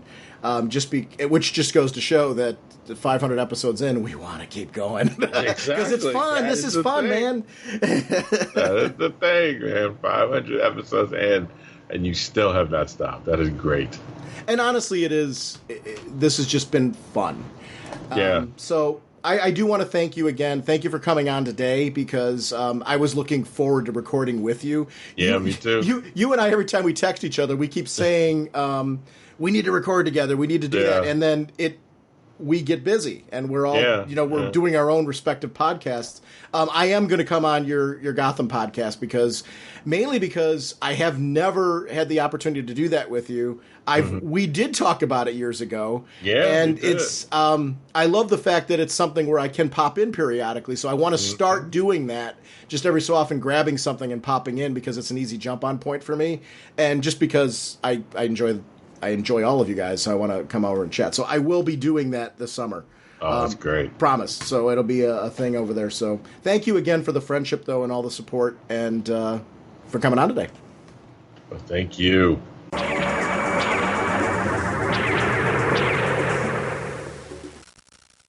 I want to remind everyone about our show voicemail line. It's 1-440-388-4434. Or Dr. Norge on Skype. It's always available in our show notes and on our website. We love having you part of our show, and listener voicemails will be back next episode.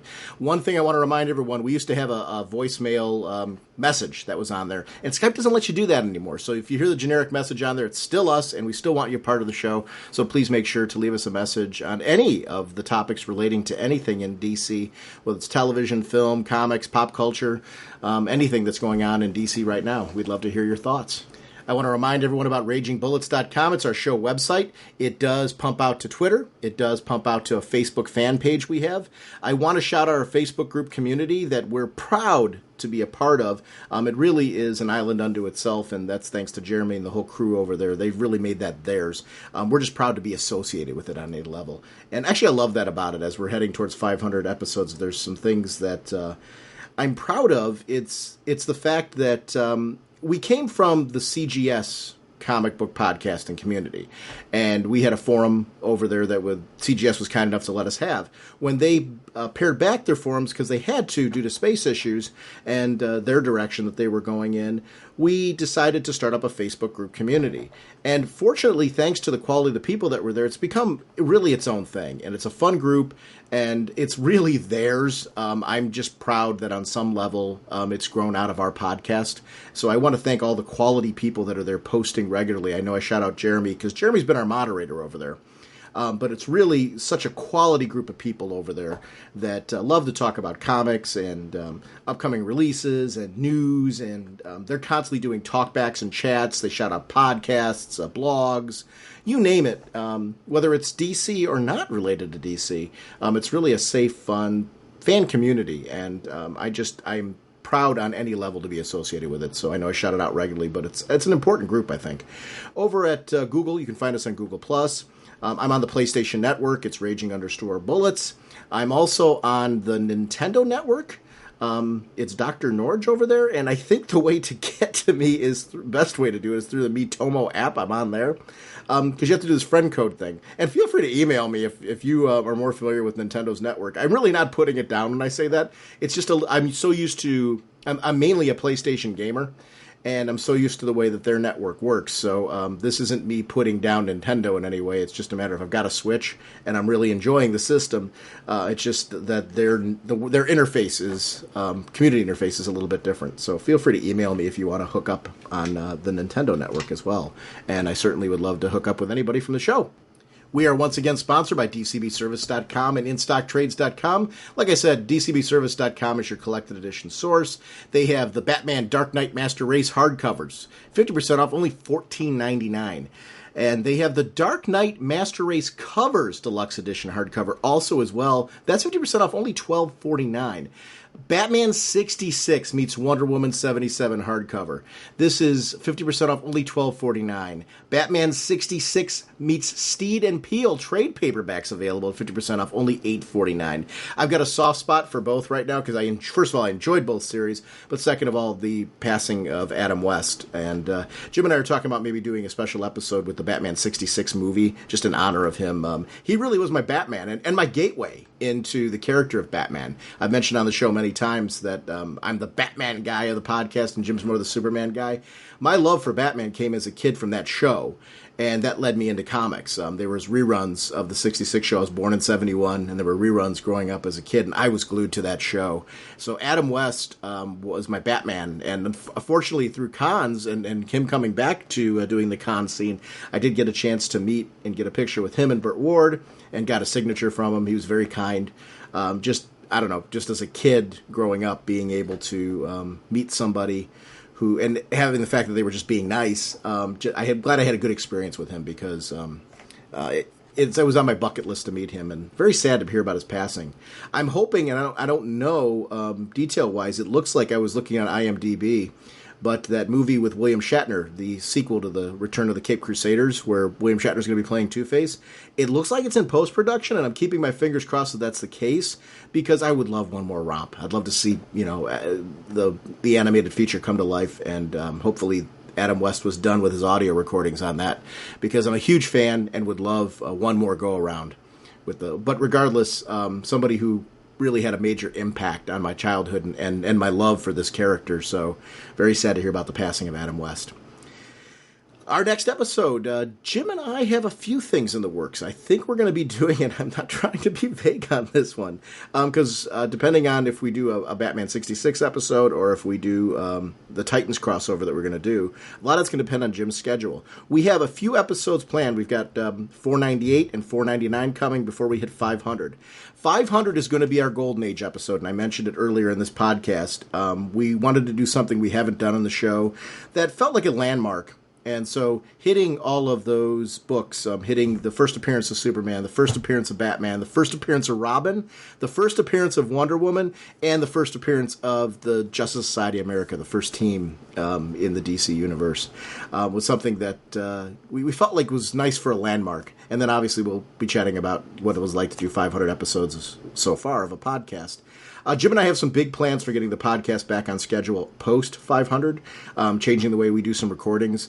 In the past, we've tried to do 2 episodes back to back as a recording, and what's happened, just because of the fact that we do longer shows, a lot of times that secondary content that we put in that would have been another episode, we just recorded and put on as a full show. So what we're going to do is we're going to start recording 2 episodes back to back, and we're going to do that after 500 to get us back on a regular schedule. I thank you for your patience in the past year, really, because I was taking classes for my principal licensure. Jim's had some things with work, so a lot of times coordinating together has been difficult, but the two of us maintain a love for this podcast, and I promise that there's no desire or urge to stop doing this show. We love doing it, and we love you as our audience. So 500 is kind of our own rebirth, so to speak. So I'm excited to continue this road to that particular landmark episode and kick off a brand new way that we're going to be recording and continuing to bring you content. But we appreciate you tuning in for every show that we have, because we can't do this without you. So without that, we will see you next week. Bye! On November 13th, Sean Whalen was asked to stop constantly talking about comic books. That request came from his wife. Deep down, he knew she was right, but he also knew that someday he would find someone that would talk to him. With nowhere else to go, he appeared at the home of his childhood friend Jim Seguin.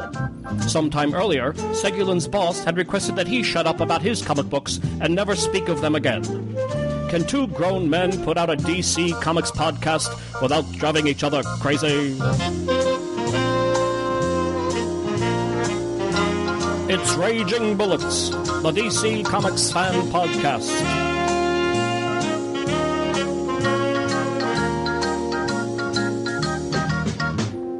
With Sean Whalen as Dr. Norge, and Jim Seguin as the Sensei of the Whatnot and the Duke of You Know.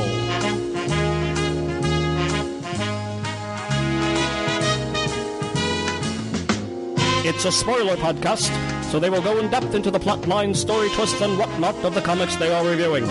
So if you haven't read the books, you may want to come back later so you may better enjoy the show.